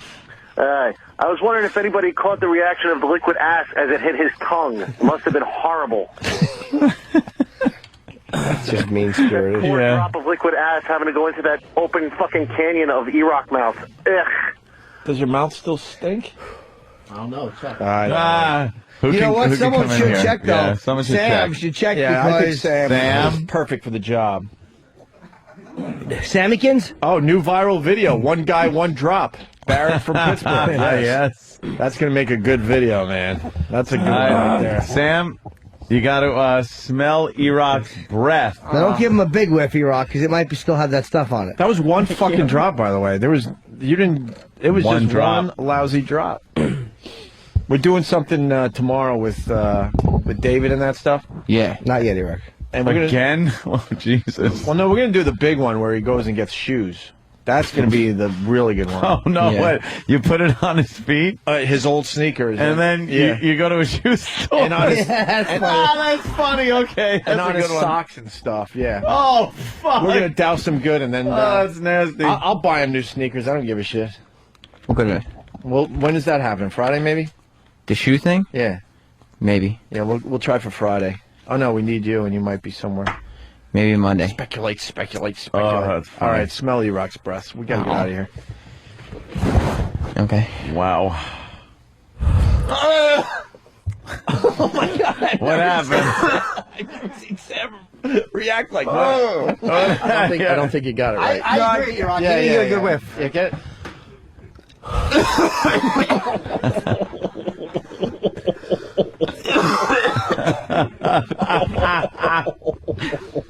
Get on mic, Sam. Sam, you all right? What does it smell like? Besides the obvious. Well, it smells like a mixture of David and E-Rock's breath. Like stale chicken salad sandwiches and shit spray. It's bad? Oh. Yeah, it's bad. As opposed to good? Just stale and liquidy. And, Yeah, and then and assy. yeah. Did you get a good breathe on there? You did a good one, right? Okay.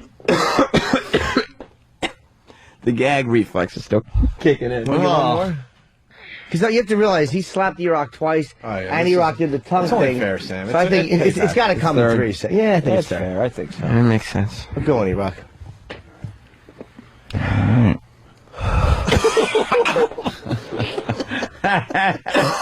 It's instant. Oh, shit. Yeah. Yeah, good. Mm-mm. No? No, he's got bad breath. Really, really bad breath. He's got an excuse now, though. That's funny, man. All right.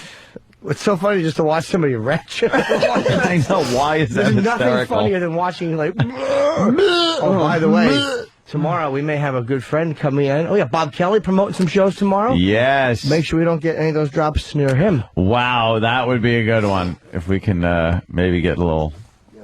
Yeah. Yeah. All right. Yep. We've done enough damage for one day. Yes, we did. Nice studio audience today. Thank you, guys. Yes. And we're building us a new studio as we speak, so this live audience thing, unfortunately, is going to go away in about a month, maybe less. So come see the show live. I don't know the next time we'll be able to do like shows in front of people. All right. That's it. Good job, All right. Well, join you again.